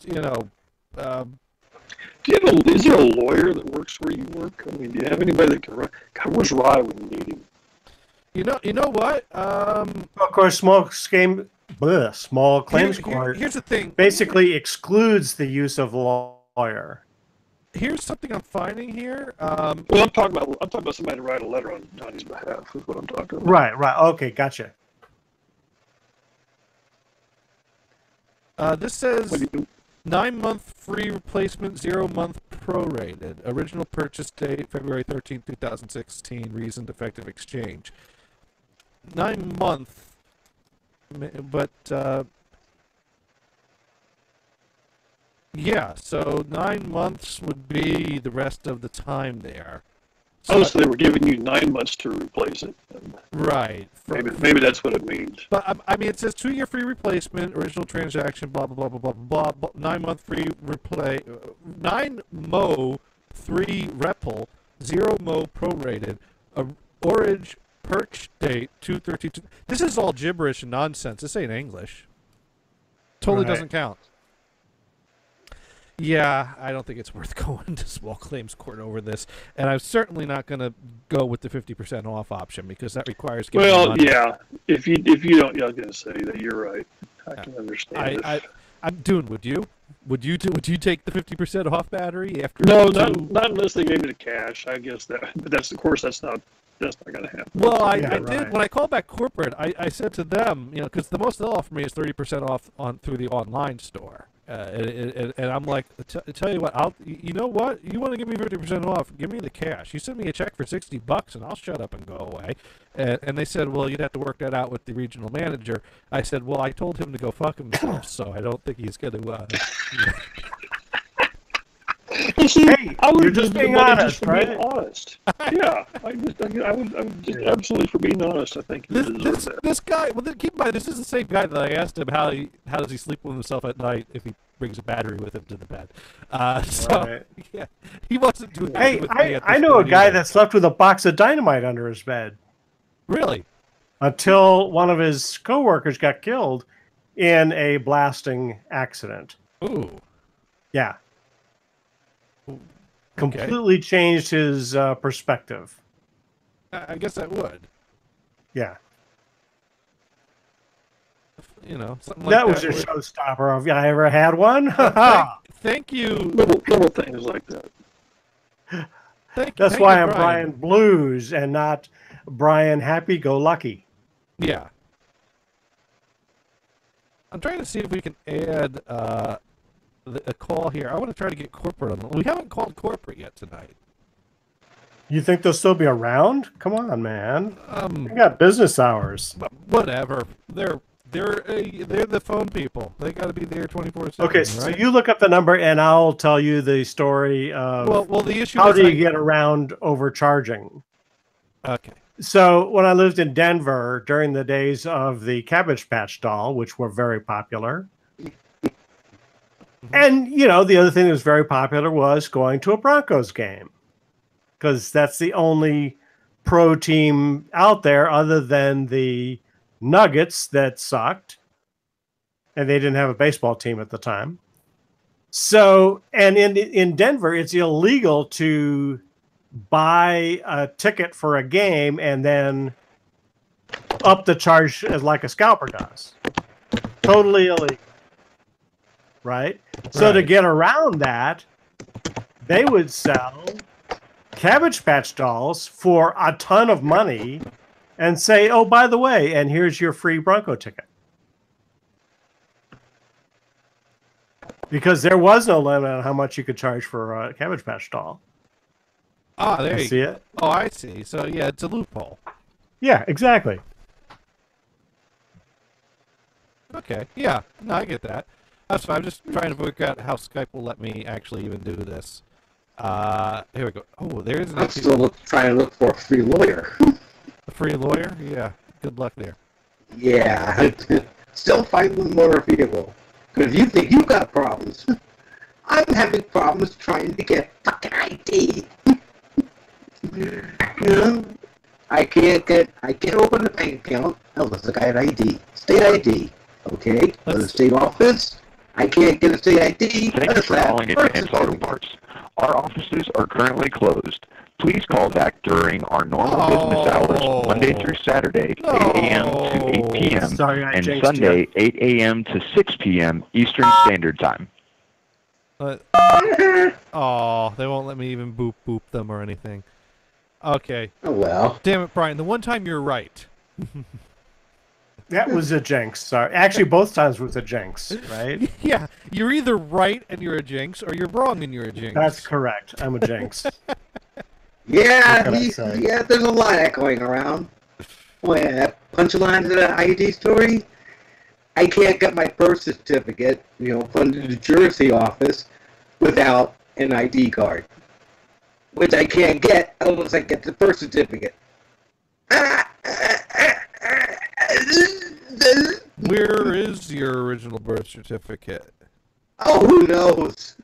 Somewhere in the house? No. Okay. That got lost years ago.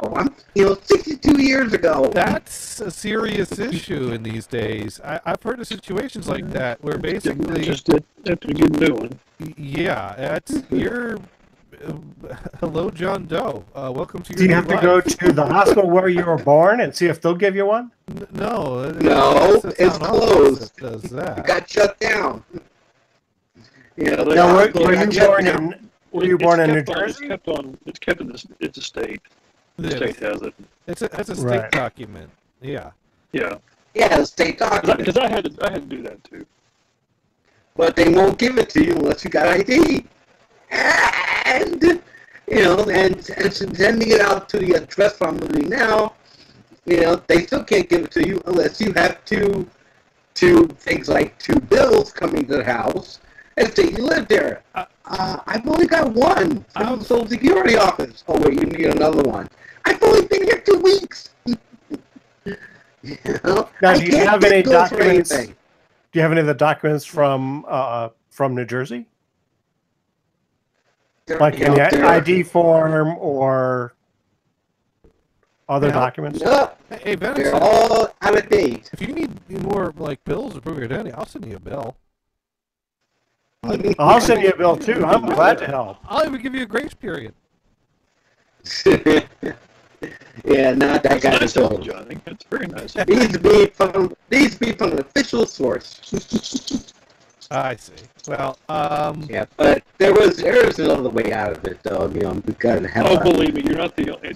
Keep in mind, there's been lots of people that have been through the same thing. There's people that can help. There's people that can help you with it. There's some people that are seriously screwed, though. I heard of a situation where someone had a real situation that I don't know how he got himself in the predicament, but no one would help him, and he was stuck in a catch-22 where there was no way he could prove anything adequately. And I think it took like his senator to do something on his behalf to push something through to get him a passport. And he was basically told, don't you ever lose this passport or let it lapse. You keep this thing renewed or you're fucked. Right. Might even put it like that too, with a crowbar. Yeah. And with a crowbar. And the government, they don't believe in lube, Your papers, please. So that's what it's like here now. You can't do anything without papers. Now, do you have you like an old that's fishing new. license or a hunting license or anything like that? You act like that's new, Venison. You have to have an ID for everything forever. This is not something that happened like last year. Yeah, but it hasn't been this intense. Well, you know what? This is At least not my area. responsibility. You know, you've had lots of chances to get ID over the years, and I know you had it at one time. Not really. I actually remember listening to you talking on one of your shows when you were trying to get help back in New Jersey and had to get an ID. So you have an ID. Dude. Oh yeah, no, that expired driver's license. I thought you had to go get you took your driver's license to get a regular ID. I distinctly remember you talking about. I got a state ID, but that was like 15 years ago. I kind of. Well, you're not supposed to lose it. I sense that we struck a nerve. Did we struck a nerve, Dune? Did we hit some kind of a little nerve on you? Is there a little nerve damage here? I'm pissed off about this battery thing, John. You got me worked up. Yeah. So why did you get rid of that Mustang? This is not right. This is not right. Dude, why did you get rid of that Mustang? That's a coffee answer if I ever heard one. There's a lot of things. I grew up, unfortunately. Well, but it turned to rust, right? Oh no. No, it was a race car when I stole it. Oh, I got beer now. Ooh. Now you're speaking Dude's language. Did you find good pizza though? I guess we can leave on that note. Yeah. No. Well, okay. Here's the thing. We went to Golden Corral today for Munchies, and it's like first time I've been there, I was stunned. I was like, nice place, nice people, fantastic food. And they had a pizza there, and I tried a slice, and the pizza was actually good. Whoa! Golden Corral is outside of New Jersey. Copious quantities of low quality food. Yeah. Actually, it's not bad. It's not bad. It's not bad. No, it's not. Golden Corral is fantastic. Any place that has a chocolate fountain, come on. How bad can it be? Yeah, that's all that. I was like, whoa. Yeah. And Morning Hills, all kinds of things. Yeah, you go in there in the right frame of mind. I'm doing the quote marks in the air. The food, the fried chicken. Oh God, I stuffed myself with fried chicken. Ooh, and the boiled mushrooms, and ooh, the shrimp, fried shrimp. Ooh, I can't move. And then they have to roll you out the door. Yeah. Forklift just to get you out of the seat. That's right. Well, Johnny, good luck with your battery, man. I'm hoping things work out. No, they're not. I mean, I think we've hit the end of the road here. Well, no, I'm talking about the new one. Oh, the new one. I've already moved on. I haven't. I'm pissed. Oh. I'm getting ready to put up a poster board sign and start marching outside of their store on the weekend. I've already gone through all the phases. What is it? Shock, understanding, anger. I'm going through the phases: anger, rage, more anger. Beyond it, right? Beyond anger. Threatening rage. Threatening rage. Crowbars. You didn't actually threaten him, you just suggested something. That's actually different. Yeah. If anything, you didn't say you were going to do something, you said you could do this. Suggesting a threatening nature. Right. I suggested he should do it to himself. I would just provide him with the documents with suggestions and instruction, but on how to properly fuck himself with a crowbar. Oh, I didn't even say crowbar. I just said to go fuck yourself. I didn't even say how to. I could have been suggesting that he, have a nice masturbatory session that evening. I could have, there you go. Have a nice, pleasurable evening was basically what I was saying to him. There you go. Right, it was friendly. And he acted all offended about that. All right, guys. Well, listen, I'm going to let you go then. So hopefully the next battery works out a little better. Yeah, let's hope so. Thank you for calling. All right, man. You guys take care. I'll be tuned. All right. Thank you. Take it easy. At least at that place, we didn't hear the cry. You've been here for an hour. You go now. Dude, we were there for a while. Yeah, I was actually I was going through YouTube today, and a thing came up: how do all-you-can-eat buffets make a profit? And I was, I'm sitting on a train, I got nothing better to do. Let's watch it. And it basically goes into, the whole, they put the filling, starchy, cheaper foods at the start of the buffet and give you a smaller plate. So by the time you get to the entrees, you have less room on your plate to stack those up, and you put more filler on your plate, and give you plenty of beverages to be filling as well. Your large bucket of Coke, and also. Sweet iced tea. Oh, that sounds great. And another thing to keep in mind is buffets are self-service, so they save a lot on wait staff. There's a lot less wait staff you have to have, so that's another big savings for an all-you-can-eat buffet. So and they let the expensive stuff go empty before they refill it. Right. There's that. No, they're pretty quick in refilling it. I mean, oh my God. The prime rib, so tender. I mean, it falls apart in your mouth. Oh my God. Oh, sure. Now, I'll tell you what I do like that's all you can eat, but it ain't cheap. It ain't cheap at all. And oh man, I might have to suck it up and do it again. What was that? Fogo de Cow? Fogo de Cow. The Brazilian steakhouse. Oh my God, that is, all you can eat meat that just never stops. I mean, the guys walking around with different cuts of meat on, skewers, and they slice you off of meat. You have a card on your plate that's green on one side, red on the other. You put the green side up, and people just show up and feed you meat. And it's the greatest thing ever. Expensive as hell, though, but worth it. Oh my God! All you can steak, and they got lamb. Lamb chops are good. Different kinds of lamb are good, but mostly beef. And oh my God! It's of course the trouble is if you don't eat a lot, then you're the guy that gets screwed. Right. You got to eat a lot because it is. It is expensive, and it's the type of place that you probably want to book it in advance, because otherwise it's usually you walk in, starve yourself. Usually you walk in, they're not ready to seat you.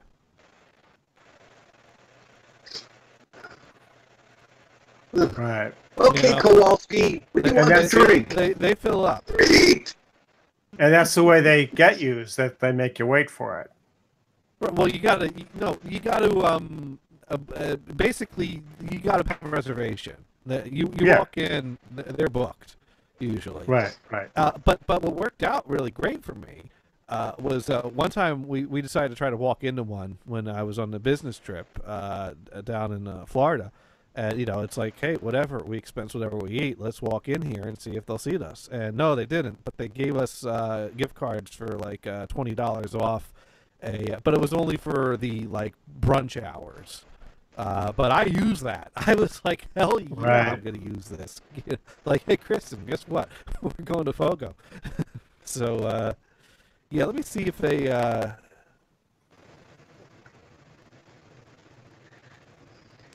All right, Kowalski, what do you want for dessert? I forget what the cost is, but I know it's expensive, and it's. I'm trying to look for the cost here on here, on their website. But it is you pay for it, but it's worth it, and although paying that much for it kind of pressures you to keep eating, like you start feeling full, and you're like. Oh, because meat will fill you up, Oh, yeah, well. Well, you're almost better off going to the Chinese buffet and be very selective. Because, the magic of Chinese buffet is that it has to be cheap or people wouldn't go there. Well, and they like to fill up the plates and stuff. I mean, Houston was loaded of these Chinese buffet places. Well, let me tell you, I have one Chinese buffet experience, and this was when I was moving out of Maine. My last evening in Maine before I drove down to Connecticut and started helping, packed stuff there and drove across country to California. Seth was like, what do we do for dinner? I'm like, well, I heard there's this Chinese buffet place in Rockland, because we're going through, like, we're driving back from someplace. And it's like, well, we could grab Wendy's. Man, we did that yesterday. Well, we can grab this. Man, we did that. I'm like, well, I heard there's this. And he suggested Chinese. I'm like, well, there's a Chinese buffet in Rockland. Let's do that. Because someone told me about it. Oh, my, it was the worst damn Chinese and buffet I've ever had. Yeah, sometimes they can be bad. You just have to know the reputation. But typically, the good ones are also very cheap. But if you want to go for a cheap meal, Costco hot dog. Oh, come on. You can buy hot dogs at the grocery store. Yeah, but this is a hot dog and a drink for about $1.50 plus tax. So like $1.70, boom, you're all set. Yeah. Oh yeah, but you gotta have a Costco membership to get in. And do No, not there. You pass a lot of the stores you pass by the membership desk and go right to the food court. Oh. They don't even check you because they're checking the people that are going out, with their baskets and showing their receipts. Well, no, they check you when you come in to make sure you got your membership Not the card. one in San Ramon. Because you're turning left. If you go right into the main store, that's where they check for your card. But to go straight to the place where you get the hot dogs, the refreshment stand, there's no checking of the cards.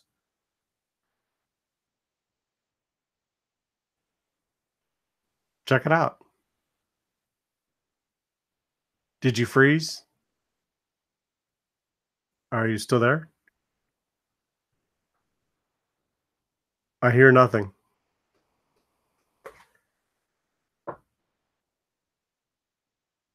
Standing by.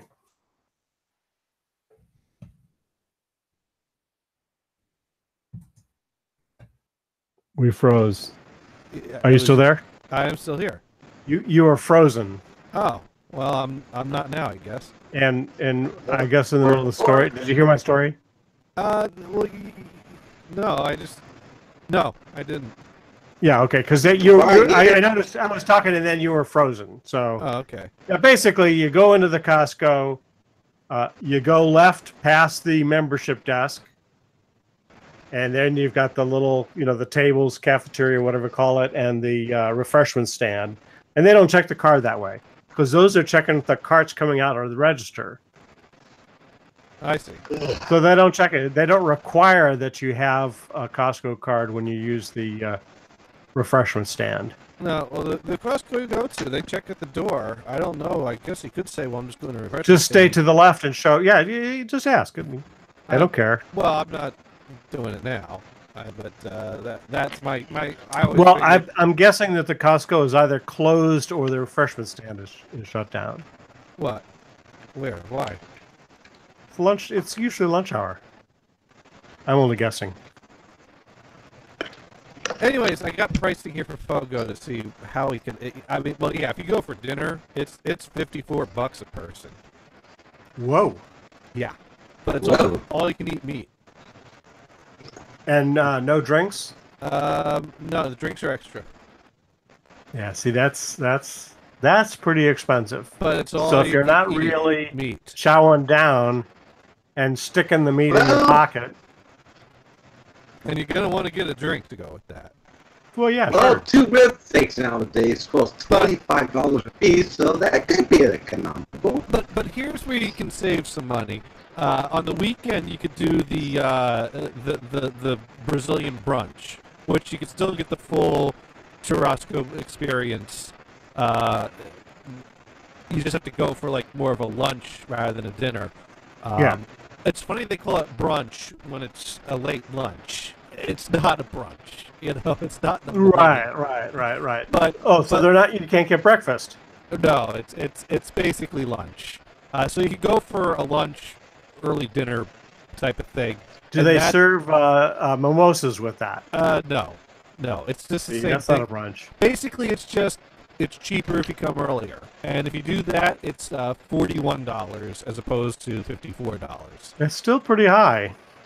Yeah, but it's all you can eat steak. For what it If is. you want it to eat a lot of meat, sure. Yeah, yeah.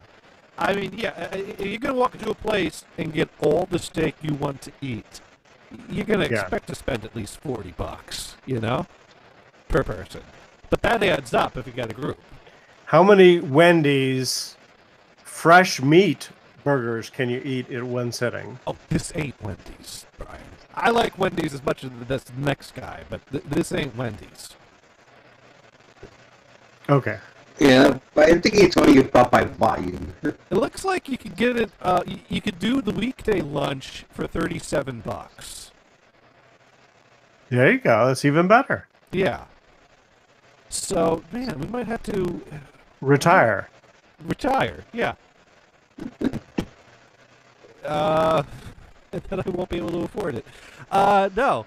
Yeah, so anyways, things are moving right along, and it looks... You see, that's why you need to make a lot of money, so that you can afford anything you want when you retire. You know, if people would just send money to me while I play video games on the internet, I wouldn't have to deal with this whole bullshit of a job. Sure. Yeah, that's the way to do it. So, strike up your Twitch account and get going. Yeah. Two problems with that. I don't have the type of titties that people want to see, and and that's also the other problem. I know you're we can. There's certain things that make money on Twitch. Yes, right. And generally, being hot and female tend to go hand in hand and work out in that person's favor. And I am neither. Right. You didn't have to agree with that so easily. That was just kind of nodding my head in affirmation. I know, I'm teasing. Yeah. No, I'm with you on that, man. I got. All right. So, anyways, where was we? Oh yeah. So things are moving along with the house purchase. Yeah. Yeah. It looks like things are moving along so well. It looks like we're on schedule to close early and close this Friday, before the end of the month. I thought it was I thought it was around April 15th or so, wasn't it? April 16th was when it was scheduled, but I got an email from one of the realtor guys that said, hey, looks like everything's going to schedule really well. Everything's in place for your mortgage. There shouldn't be a problem with that being approved. We could save some money if we close at the end of the month rather than in the middle of next month. Would you like to do that? And I said, yeah, let's go for it. Now, sure. I've not gotten full confirmation, but I'm pretty sure that's the plan at this point, is to close this Friday. So unless something unexpected happens, because we're still waiting to hear back on the appraisal. So if it appraises for less than the selling price, then we got a problem. We got to deal with that. Right. And I'm still waiting for the final paperwork on the mortgage, because I had an interesting situation with the mortgage. I learned a little bit about mortgages and interest rates. And low interest rates are good and high interest rates are bad when you're getting a mortgage. I didn't learn that. I already knew that. But and also your credit score helps with that. And I knew that. And my credit score is pretty damn kick-ass. And I already knew that. I mean, we're talking in around the 800 range. So I'm like, you know, you should be like begging me to take money. I think that's how it works when you're in that range, you know. Well, you pay your bills on time and you don't have any credit card debt, right? Right. That's the magic formula. Right. Well, I do have credit card debt. I just pay the balance every month. So at any point in time, right. I have. But I mean, it's not significant. Amount. Right. I got the. You know, I live within my means clearly with the credit cards. Right. You know, I'm not out there running them up. You know, I'm not those people you hear calling in the Dave Ramsey that they're, you know, got a mountain of debt that they're trying to pay off because they don't know how to use them right. You know, you can use a credit card right, Dave. And I do quite well with my Amazon points. Thank you very much. It's not the secret to getting rich, but they are nice. Yeah, absolutely. Just saying. Anyways, my credit score is not 0 like Dave's, but anyway, so it worked out very well.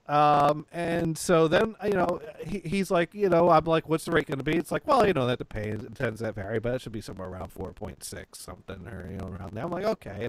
And I'm Googling, what's the average? And the average is like somewhere around 4.6 or 4.5, something like that. So I'm like, all right, he's got me close to the average. It sounds good. Okay, it's coming along. And then I get this form this past week that they want me to e-sign for a kind of a change of some kind of like estimate of the terms of the loan or whatever, and I pull it up and it puts me down at a 4.75% rate, and I'm like, because the form I looked at before was 4.65, and I was like, okay, that's around the average range, whatever. I'm paying a low down payment, so maybe that's gonna. But then they give me this 4.75. I'm like, what's this all about? So I sent an email to the loan officer saying, why did this go up at 4.75? I thought I would be getting at least, close to the average. This is, a little bit of a jump, isn't it? And he immediately calls me up, like, profusely apologizing. Like, oh, man, I'm sorry, I was going to call you and talk to you about this, and I just ran out of time, and I decided I'll just do this. And what it kind of came down to is that he remembered that I was a little bit, skittish and concerned about the expenses that were adding up when we were going through this, and how I got nervous and backed out, and they kind of had to talk me back into this because, and then, that I needed to add more credit for the seller to cover the closing costs.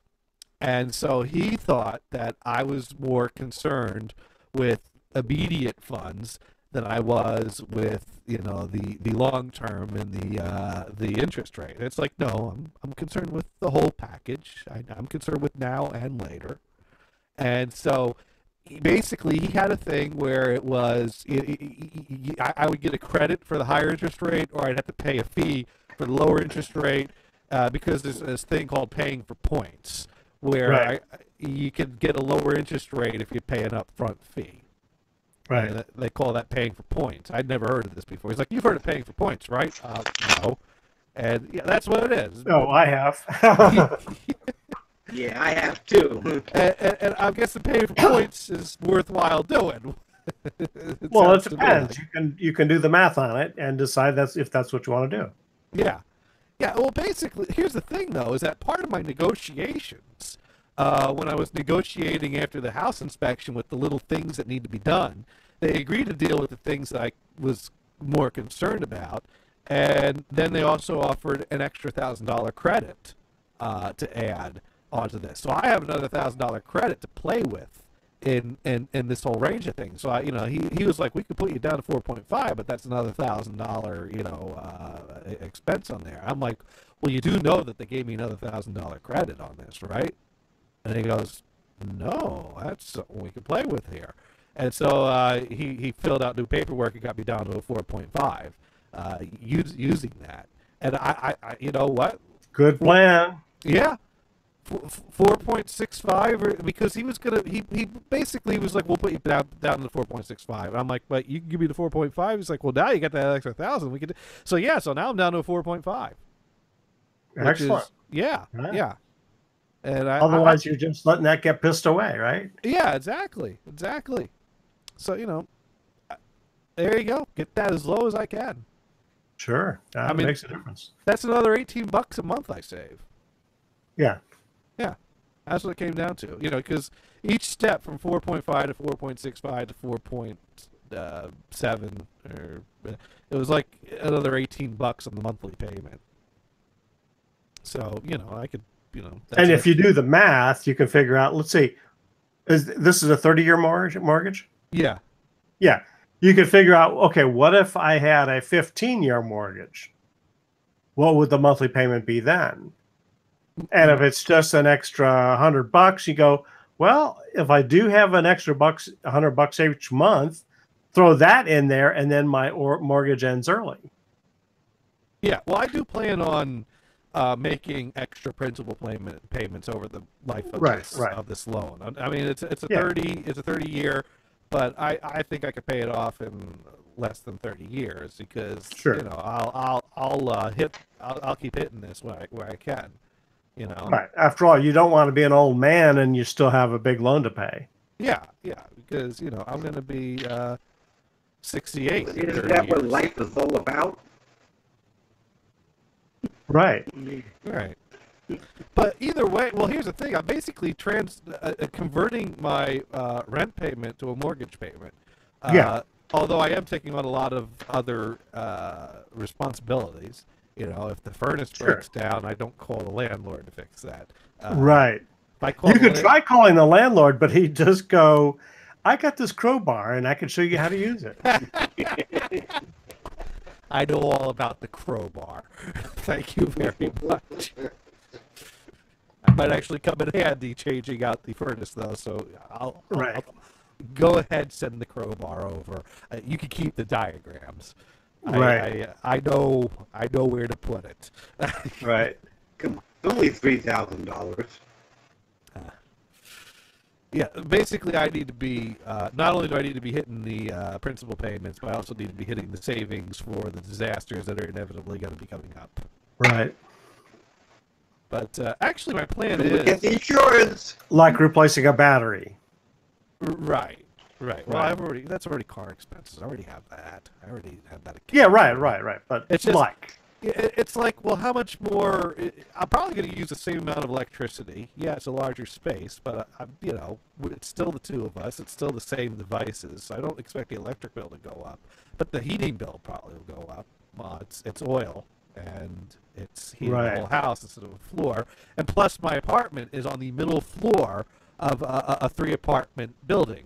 So, neighbors above me are heating their place, neighbors below me are heating their place. So I'm probably got the best heating bill out of here. With one small exception. I found you ever have conversations with neighbors that you're sharing a building with and find out, really? You got that deal?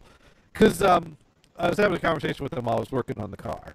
And I mentioned, I got to get it back on the road. We're getting ready to move, and having 2 cars and move stuff around is better than one. And, we got to move it anyways. And he goes, oh, yeah, I've been thinking about moving out here too. Now they're making us pay for the heat. And I'm like, huh? I've been paying for the heat since I moved in here. Yeah. Oh, yeah. Well, apparently the story I got out from the downstairs was that they were, here's what I gathered from downstairs. The person whose name on the lease doesn't live there anymore. And they didn't transfer things over into their name. So it's still under someone else's name, the lease. And because I kind of said, because when they were saying, we're thinking about moving out too, I said, well, one thing you got working for you is that the landlord's very flexible about breaking the lease, because they didn't give me any trouble breaking the lease. So you asked them nicely, they should let you out. And they're like, oh, no, I think they never renewed ours. And the thing is that we all moved in at the same time. I think we all got the same lease. That would be logical. And the lease we got here was that it auto-renews for another year every year unless you tell them otherwise.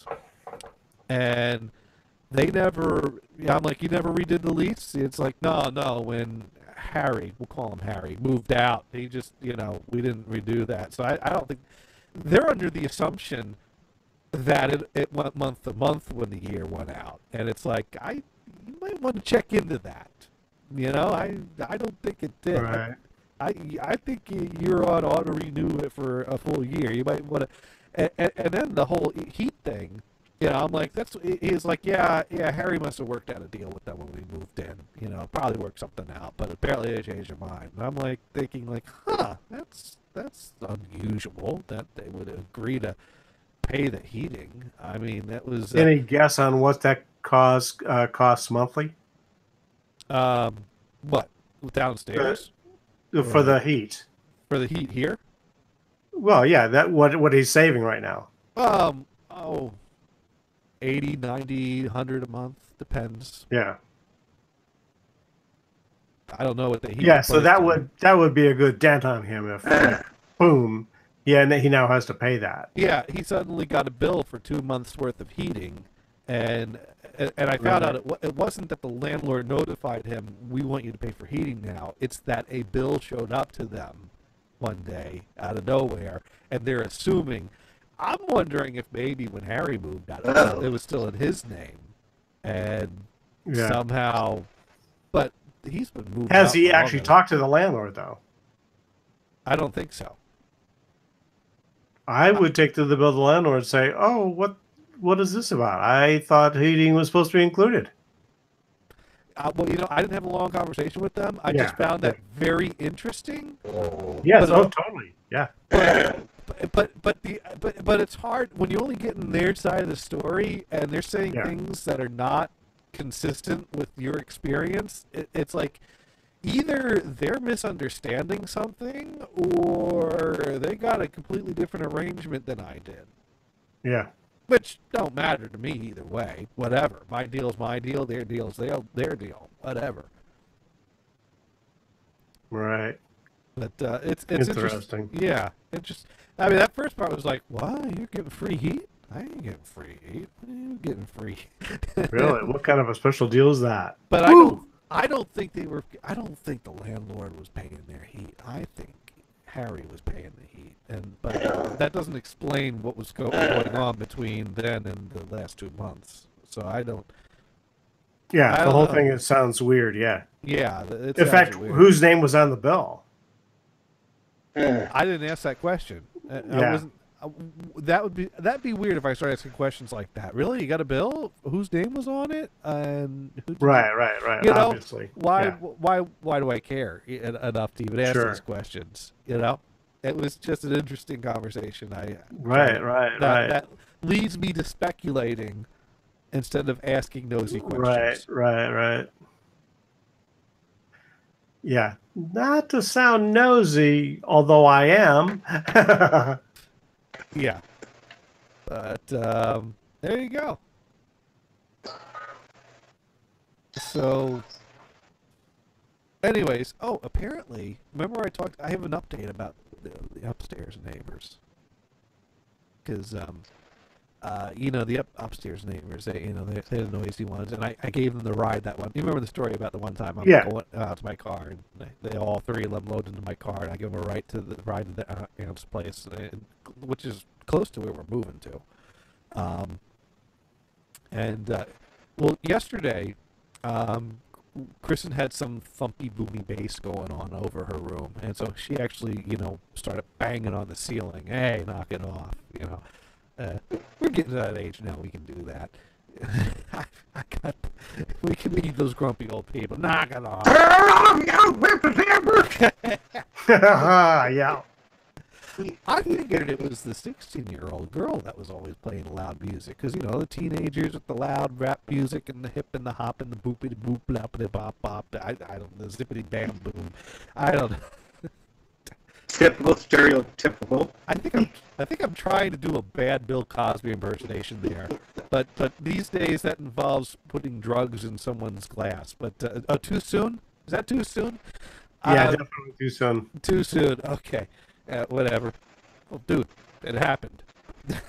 Yeah, it's not funny. Yeah. So, anyways, today Kristen gets a knock on the door. Opens up the door. It's the 16-year-old girl from upstairs asking for a ride to her aunt's place. And I was like, oh no, I was worried this was going to happen. I give them a ride one time when I happened to be walking past them. Now they're going to start knocking on our door. We're going to be turning into a taxi service here, aren't we? And I was like, well, at least we're moving out soon. Right. Because that was the one thing I was concerned about. I don't want to establish a precedence here that you can rely on us for rides. Right. But apparently, she knocked on the downstairs door before she knocked on our door. Apparently, she's gotten rides from them. So that's... Wow. But... that's ballsy. Yeah. So Chris was nice enough, gave her a ride to her aunt's place. And during the ride, they did have a friendly conversation, kind of like, yeah, so you banged on the ceiling last night. That's and she blamed it on the brother. That's his room above your room. He's got the speakers on the floor, and I'll talk to him about it. So she'd be like, yeah, that'd be nice, because after all, she's getting a free ride on this whole deal. Yeah, she's getting a free ride. Maybe you can turn the bass down a bit on those speakers. So. But yeah, has she tried? Wasn't she had tried her Uber, and they wouldn't take her? The time I took her, yeah, she had called an Uber. I wonder if she'd try Uber again. You know what? Maybe she's giving up on Uber now. Maybe Uber's got her number blocked or something. I don't know.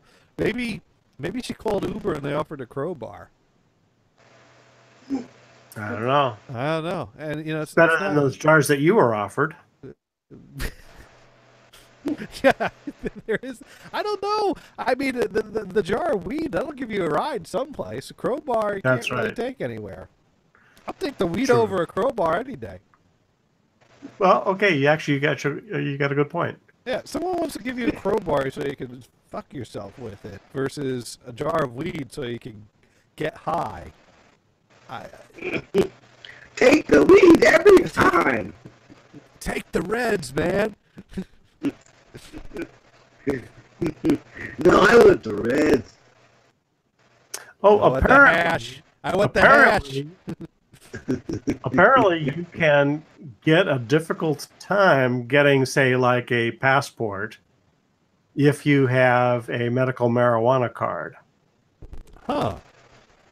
Yeah, because marijuana is still a federal crime.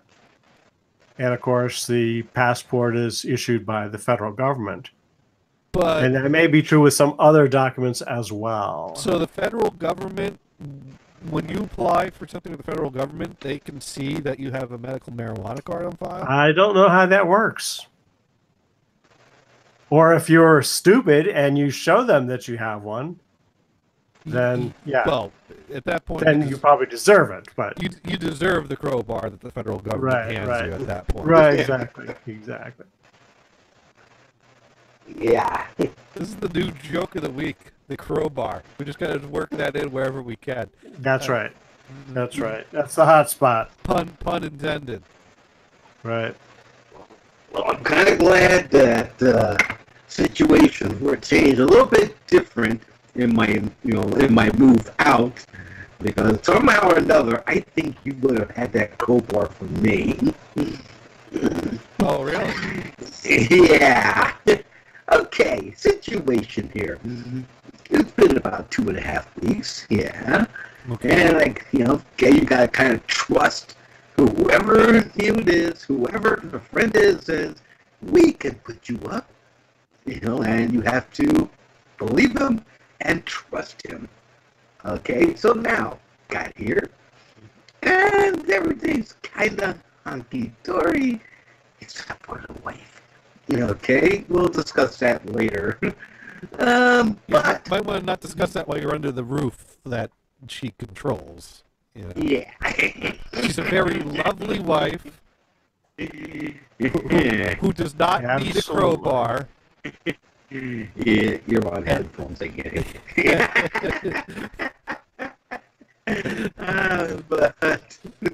But then again, here we go in your situation. So, if I had chose you, I chose you. If I had chose you, now we're in a situation where, you mean you're moving? Oh, wow, how's that going to work out? Yeah, before, all the credentials and everything else are in order so I can move out properly. I see. So, with your moving, and if I was there, how would that work out? No, you wouldn't be here. What do you mean? There's no room for you here.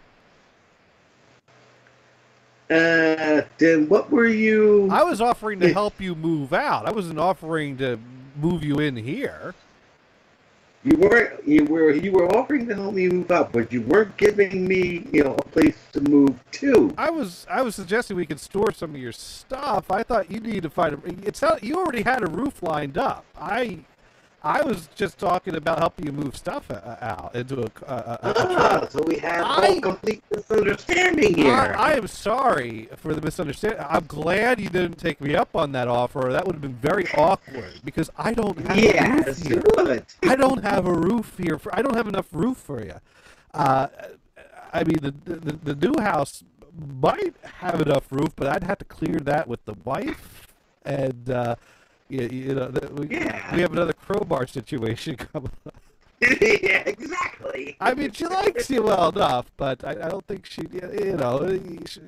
it's uncomfortable having a guest you're not that familiar with. I don't know.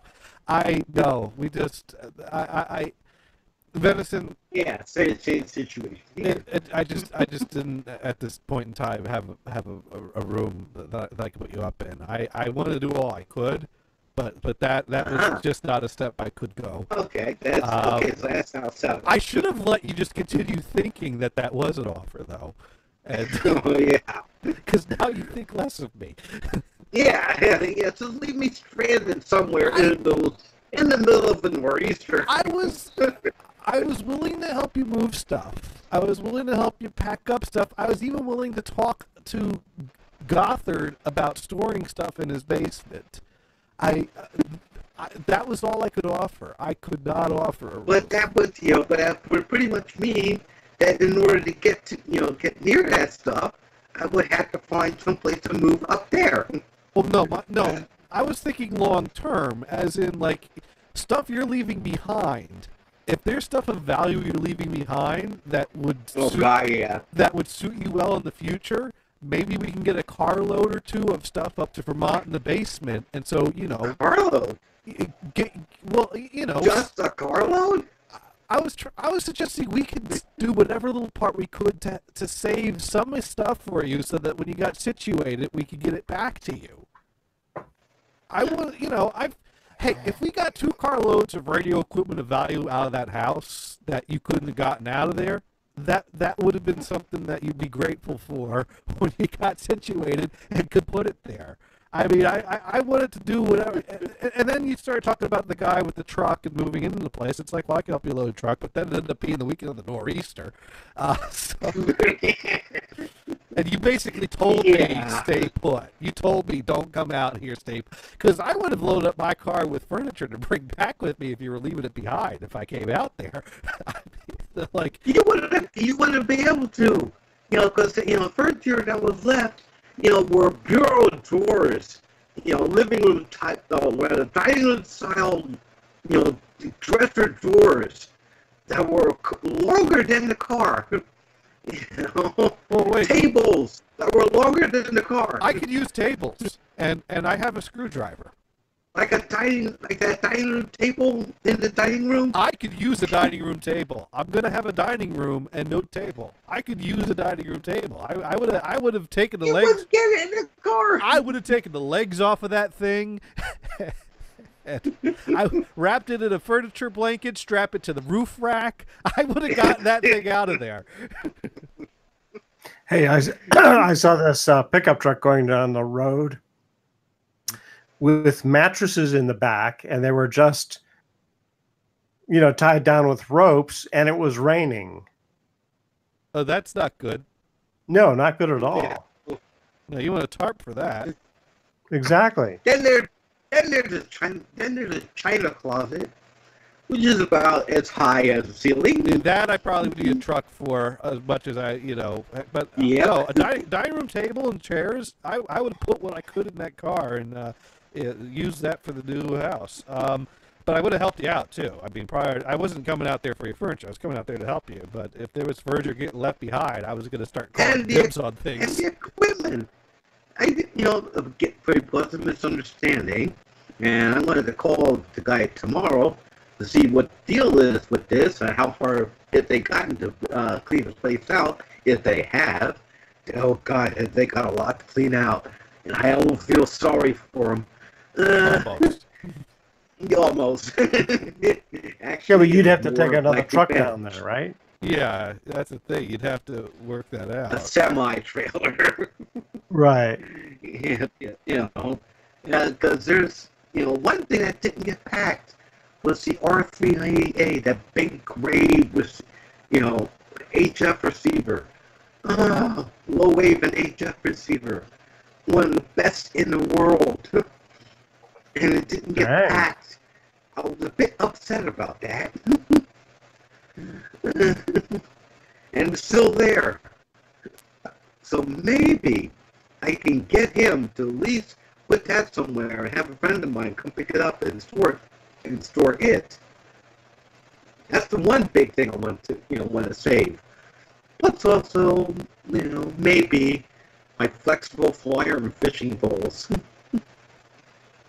I love my flexible flyer. Aw. It's a classic. From the 60s, it's a classic. That's too bad. We got some tweets from someone that was listening about the Advanced Auto stuff earlier. Hello, Low Pride. Oh, gee, you What's you said you finally checked the messages. Yeah, Low Profile was tweeting in. I'm listening to your show on TuneIn, and wow, I had no idea Advance was that bad. Maybe it's the area, but a manager not being there and supposedly being there in the afternoon, he sounds like a pussy who shouldn't be there. Just wow. Thank you, Low Profile. And I hope you keep tuning in. There'll be plenty of more crowbar jokes along the way. Right. Yeah, what was I going to say though? So, so you're still in Ohio. It sounds like there's some conflicts with the wife of the friend, but Yeah, let's just say that things are very disciplined here. Like, unbelievably. You think Trump is bad. you mean that belching at the dinner table is not taken as a compliment? No. No. In fact, there's not even really a dinner table. Because she wants no crumbs in the house at all. No crumbs. None. Okay. None. Now I Don't do spill anything. Now, Venison, sometimes you can find little subtle ways to protest without anyone knowing you're protesting. For example, No. if I found myself in a situation where someone demanded no crumbs in the house, I would listen to nothing but music by composer George Crumb. And there you go. That's the one. Allow me to demonstrate the music of George Crumb. The joke we made in college when we learned about him was that, well, that's pretty crummy. And, we thought we were really clever coming up with that one. But, yeah, let's get evicted. Yeah, and Joe Crow is probably saying, damn, I should have changed my name. Yeah, but let's...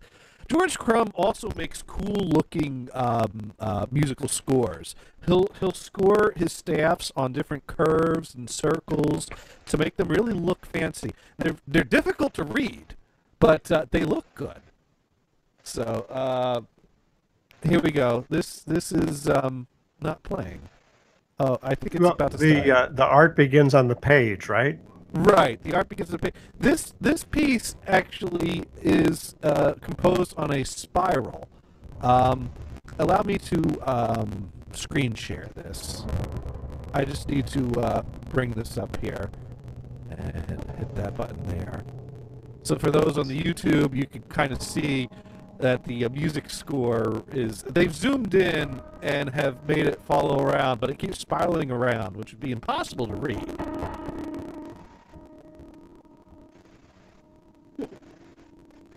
But he's got a unique style.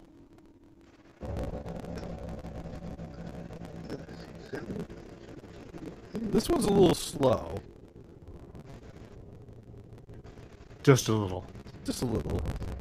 His piece is kind of... I gotta find another one of his pieces, maybe. This is a piano piece. That's like the slide rule that's made in a disc, with concentric circles. Yeah.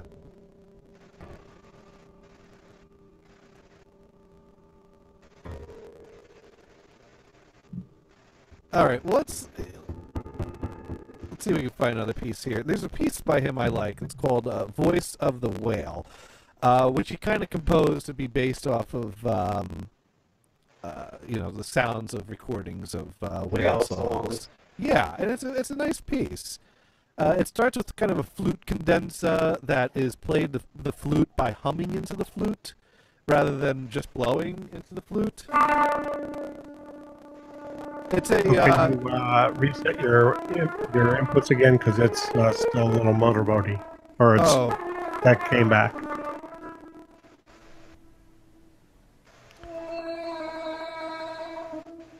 Now it sounds wobbly. Oh no, that's the flute. That's the flute. Have you got some kind of noise gate on?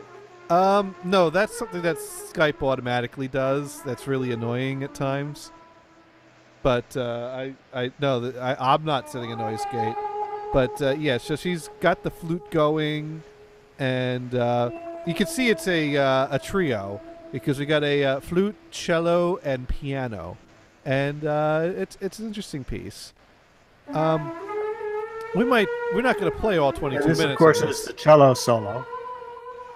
Well, no, this is the flute solo. I know, just joking. But you hear us, he made it sound a little unique by having her, and it's supposed to be performed with the performers wearing masks. There's some reason for that. I thought he was wearing the Game Boy. What was it called? The Game Boy Visual? The Virtual Boy. Virtual Boy. Virtual Boys are red, and they didn't come with a helmet. You had to put your face up. Have you got an actual vocalist in there? No, it's just instruments. Just the flute. Yeah, but she's humming into the flute. So you might call the flautist a vocal flautist. A vocal flautist, yes. So Venison, this would be an appropriate way to protest a no crumb policy by playing the music of George Crumb. And getting me thrown out. But it would have nothing to do with the crumbs.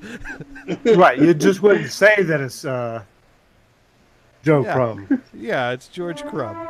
George Crumb. Joe is the brother. And I especially want to keep things kind of cool because some other odd thing happened here, which is in my favor. Yeah, getting the paperwork and bureaucracy settled is one thing, but there was a Social Security office, and and various paperwork that were started a year ago, and they finalized it, and updated to the point where I was supposed to get a Social Security check sometime in the mail between now and April. Yeah, I got a check in the mail already. Okay. From them after, basically only a week and a half. I'm like, whoa. And I expected it to be, SSI. Right. The usual $700 a month. No. It turned out to be a little over $2,000. So I'm like wondering, hey, wait a minute. Don't spend it. Social Security? Don't spend it right away. I can't cash it. I don't have a bank account. Okay. Yeah, but, I want to call him, find out what this is. Like, is this SSI or... Oh, yes, if I find out it's my disability payment, I'd be like, whoa. Because my friends up here are saying, it could take up to 4 years to get that. Yeah, right. And this guy did it in a week and a half. And like I said, if that is my disability payment, then that's my monthly payment. I finally have more than enough to get a nice 2-bedroom apartment up here. A nice one. As long as the utility companies don't find out you're blacklisted in New Jersey. But that's all in your parents' name. Yeah, it's in my parents' name. Right. That's their problem, and they're dead. Yeah. And they refuse to do anything about it. So, is that what? Did you find out what the check is for? I just got it today, so I won't be able to find out until tomorrow. You got to find a way to subtly ask what this check is for without revealing that you may have gotten a check you aren't entitled to. You want to. That's an awkward conversation. Like, am I really supposed to have this check? But that's not how you want to put it. No. Yeah, okay, I totally am expecting this check, and I totally know that but I just want to make sure you know why I got this check.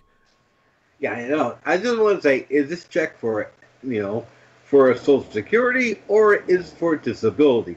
That's what I got to find out. Yeah, that's your annual disability payment right there. And the paperwork that came with it didn't say a thing. Annual, my ass. It is supposed to be monthly, but if that is, then I am rich. I mean, come on. In New Jersey, I was lucky if I got $200 in cash per month. Now all of a sudden, I'm here for like 2.5 weeks, and I have over $3,000 in my pocket. What the fuck? Welcome to Ohio. This is why we're broke.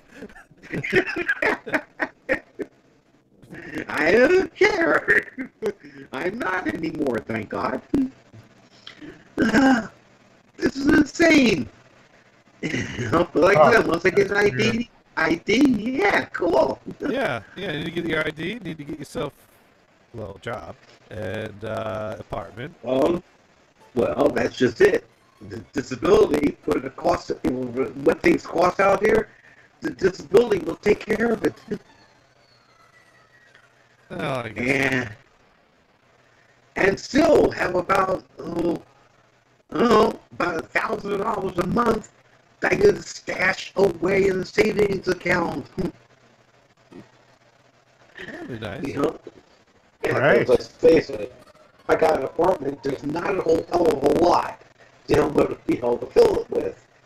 I got computers. I got Windows 7 now. Yeah. How do you like the Windows 7?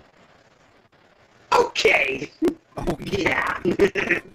About Windows 7.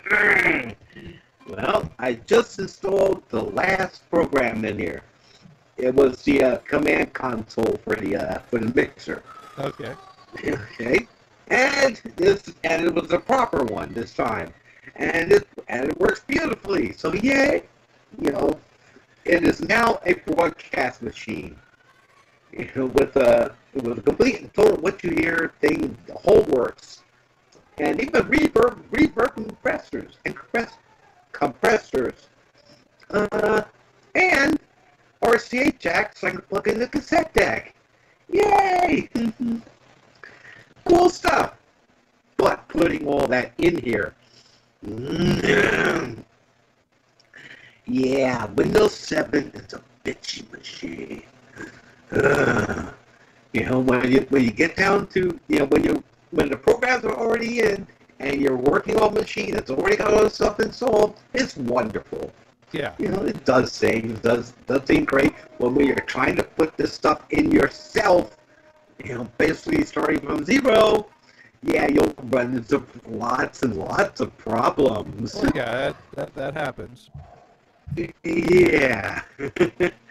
Then find the Windows compatibility thing, compatibility to XP, okay. But, you go in and you find out that none of the broadcasting abilities worked. None of them. Huh. Except for one. Thank God it worked. The SAM encoders work. It didn't here. I tried a couple of them. One of them even installed weird and didn't come up at all. But something called Edcast worked no problem right off the bat. I was like, yay! Edcast? Uh-huh.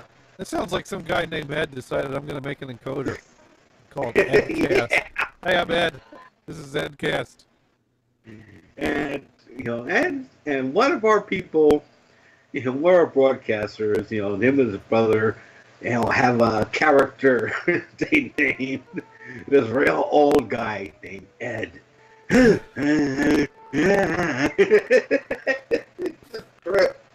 Sounds about right. But it works. So I put in put in the mixer, it worked. Oh, it worked to the it went straight to the encoder. Oh boy! Then, because of the functions of the mixer, I couldn't hear anything. In order to monitor myself, I gotta plug in headphones to the headphone output for the monitors. It's like, oh, I'm forced to use headphones. Oh wait, they're cordless jack. My headphones are 3.5 millimeter. What? Thank God my friend had an adapter. Oh yeah. Okay. Yeah, adapters are a dime a dozen. Yeah, you just went out to Radio Shack. Yeah. Oh wait. Yeah. Yeah, hang on a second there. Yeah, that would have been a slight problem. Small problem there. But I got everything finally installed. Except maybe TeamSpeak. TeamSpeak, I have to find a server in order to get on it so I can see if the audio controls work. I have no idea because I've been asking around. Anybody know a TeamSpeak server? Nobody answered. Huh. Hey, there you go, Jonathan. Oh, you got the soldering wick. Yeah. Did you have this hanging around this whole Yeah, time? yeah. Where did you get that? Oh, I've had this for eons.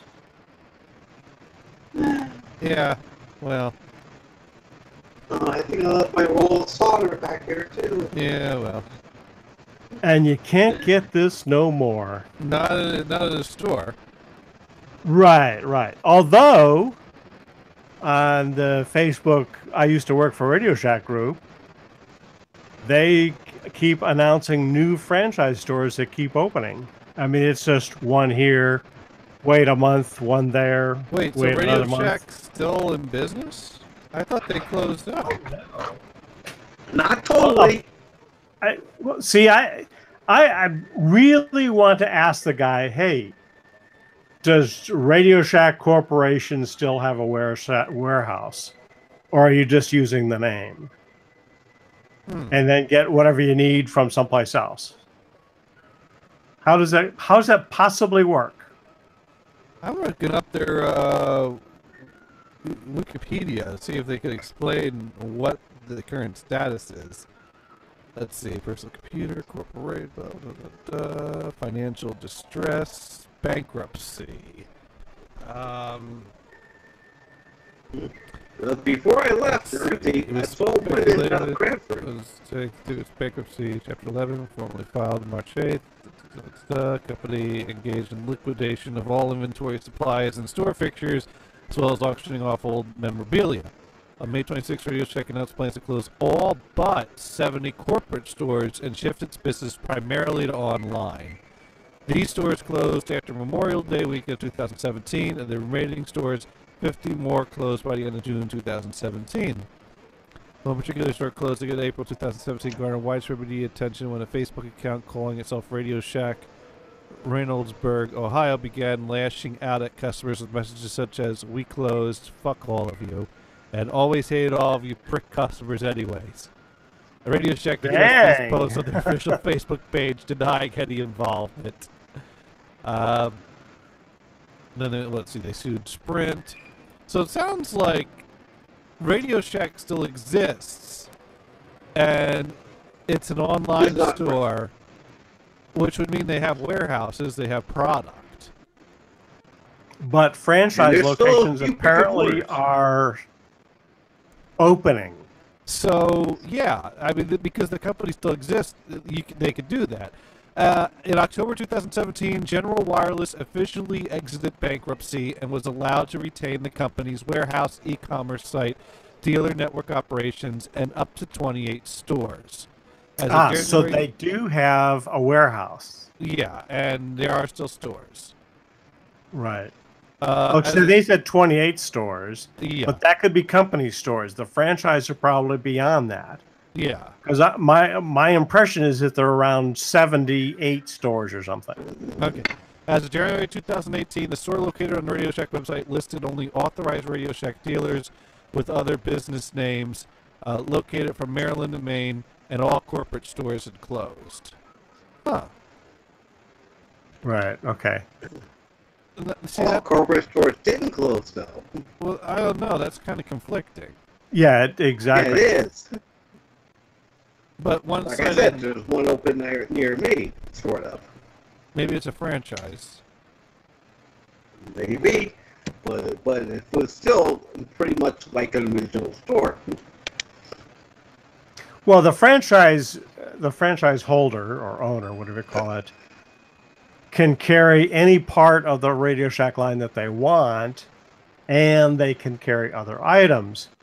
But since, Radio Shack of recent years have been, carrying stuff from, say, Panasonic or RCA, etc., it's just very difficult to tell if the guy, you almost have to ask him, are you a franchise or are you a company store? I thought all the company stores were gone. Shall we say, be the curious guy. And he might just tell you, hey, I got a crowbar for you. There you go. Radio Shack. We sell crowbars. Right. Looks like the nearest Radio Shack to me is in Northampton, Massachusetts, which is a few hours away. There's a few in Connecticut. Whoa. Yeah. Oh, there's one around New Haven. And there's one around Clinton. Yeah, well, they're both. So you go to the one down in New Haven and then check out the New Haven pizza. There you go. Yeah, no. I'll let you do that. Okay. So I'll be honest. Hey, I wanted to revisit something because there's a video I revisit every now and then because it leaves me going, huh. I wonder if that makes sense in his head or not. And it's the type of thing that is funny at first, and then you feel a little guilty for being amused by it. Because clearly it's a mentally ill person. And, yeah, it's, what's the word? Let's see, let me just do a search for vampires in Waterloo. Huh? There we go. You know about the vampires in Waterloo? Usually at 10 o'clock, a little bit after. Okay. I got a vacuum. No, I don't know about that. All right, we're wrapping up. We'll wrap it up. Vacuum. All right, so this was a little online interview with a guy in the street. What's your name? My name? Oh, let me tell you my name. I'm confused because, like we're supposed to believe in the ministry, right?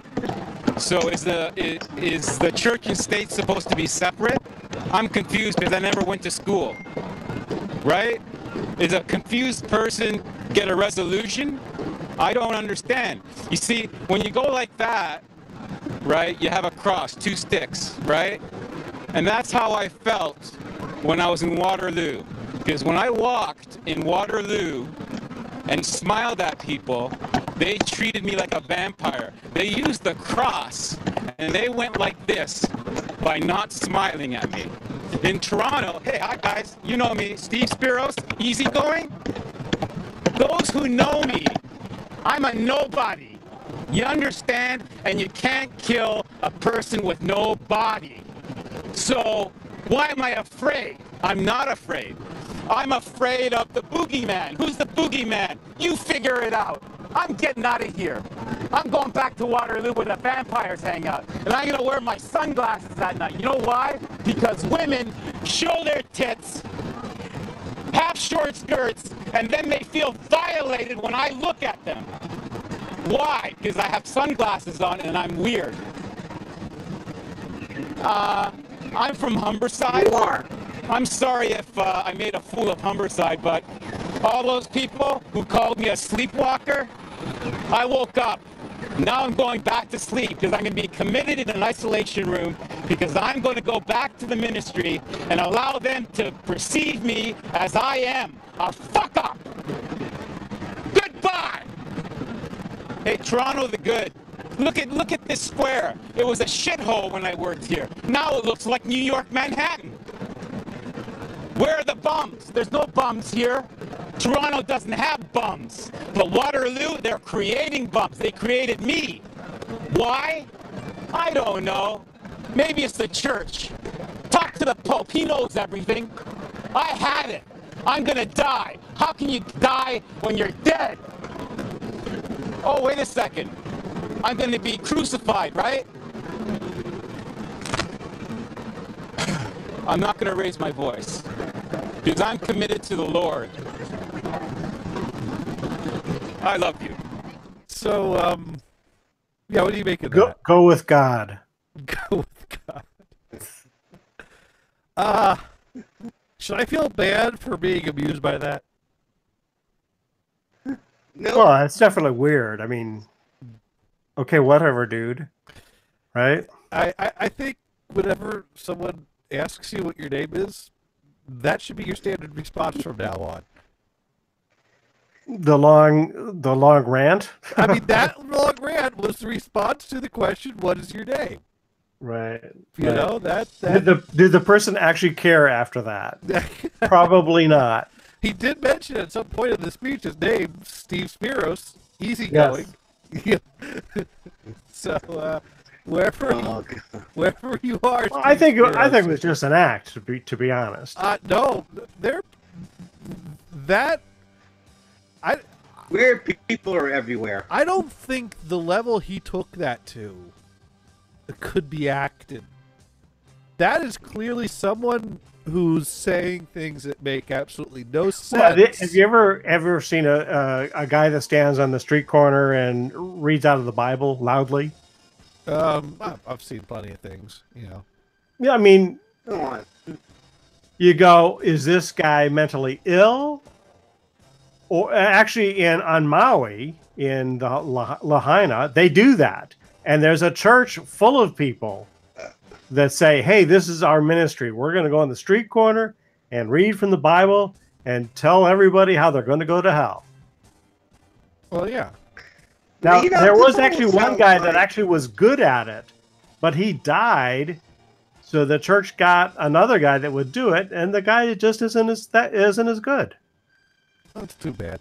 You know. But no, the point is people have analyzed that have dealt with mentally ill people, and they recognize some of the mannerisms and signs there that this guy probably really is mentally ill, and probably was saying things that made sense in his head, but his brain Right. I mean, it's the mashup of the nonsense that you kind of go, yeah, the guy's mentally ill. But how do you know, really? I mean, I knew a guy that, in the early 70s, hey, we had a draft, and he says, damn it, I am not going to war.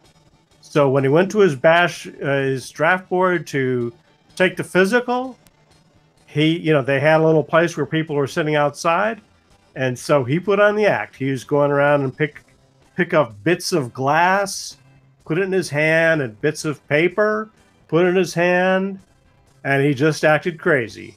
And they bought it. So he didn't go to Vietnam. He says, I ain't going. I don't care what. And on that Call me crazy.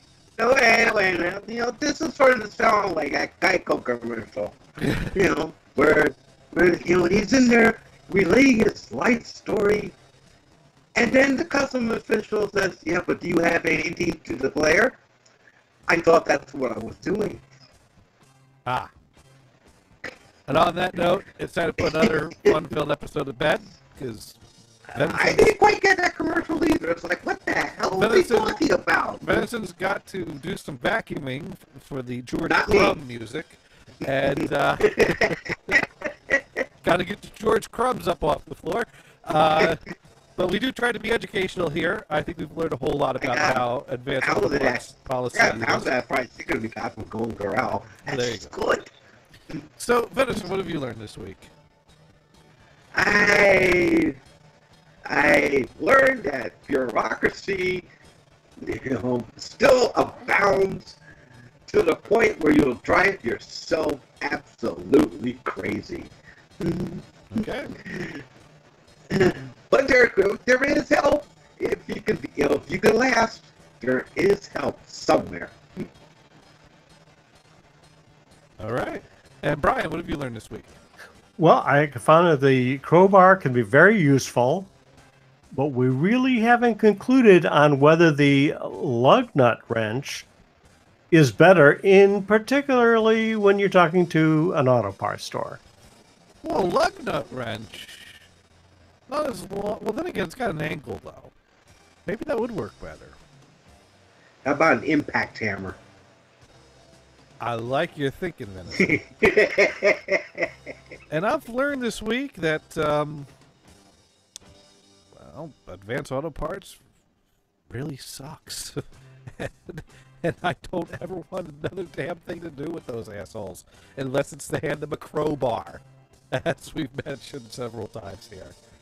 And I've learned, I've learned that talking about state IDs can hit nerves. Yeah. And on that note, you gotta have an ID in order to get an ID. On that note, thank you all for listening. Be sure to check out. How do you work that out? Be sure to check out nhpradio.com for all your internet radio needs and our scheduling. Tomorrow night, Video Vamp comes on doing a little thing called ADHD Radio. I believe that's 6 to 8 tomorrow. Check the website for the times. And of course, on Sundays, 6 to 8 Eastern, Dune and I do the Dune and Bob show. And but this Sunday will be Easter Sunday, so we won't be doing a show this Sunday. And next Monday, I'll probably be driving back from Jersey. And when I get back, I'll probably be driving carloads of stuff to my house that I will have just closed on. So, no show. You'll be doing that on what day? Probably? Well, April 1st is Easter. So April 2nd is the day after Easter. So I got to drive home that day. And okay, so we'll skip the show on April 2nd, right? Right. And then Gotcha. And then the weekend of April 7th is official moving weekend when Seth's coming here and we're renting a van and we're moving furniture and actually going to be situated and living there. So I don't know that I'm going to have a computer unpacked and ready to go by the 9th. I'll probably still be moving shit. Well, I mean, we can swap some emails. Yeah. So, or I follow you on Twitter, obviously, so we'll see your tweets. Basically, this is the last broadcast from this is my last broadcast from a rental. From Studio City. From Studio City. Yeah, I mean, I'll still be broadcasting out of the same town, Attleboro, Massachusetts. I'm just gonna head on down the road, but this is my last broadcast from a rental. I hope. And unless the closing date gets pushed back, but right. Thank you everyone for listening, and but I'll still be here. I've got the software. I got the software installed for the mixer. So yay! We have full broadcasting capability with the new machine and the new operating system. So let's see how that works out. And you're doing the Venison Stew show. That's Tuesdays and Thursdays? Fridays. Tuesdays and Fridays. Yeah. And what time? Starting at 4 p.m. Eastern. And that's on the Beyond Radio Network, TBRN. Yeah. All right. Check them all out. New mixer, new system. Yeah, it works. It works. It works. All right. Thank you everyone for listening. Good night.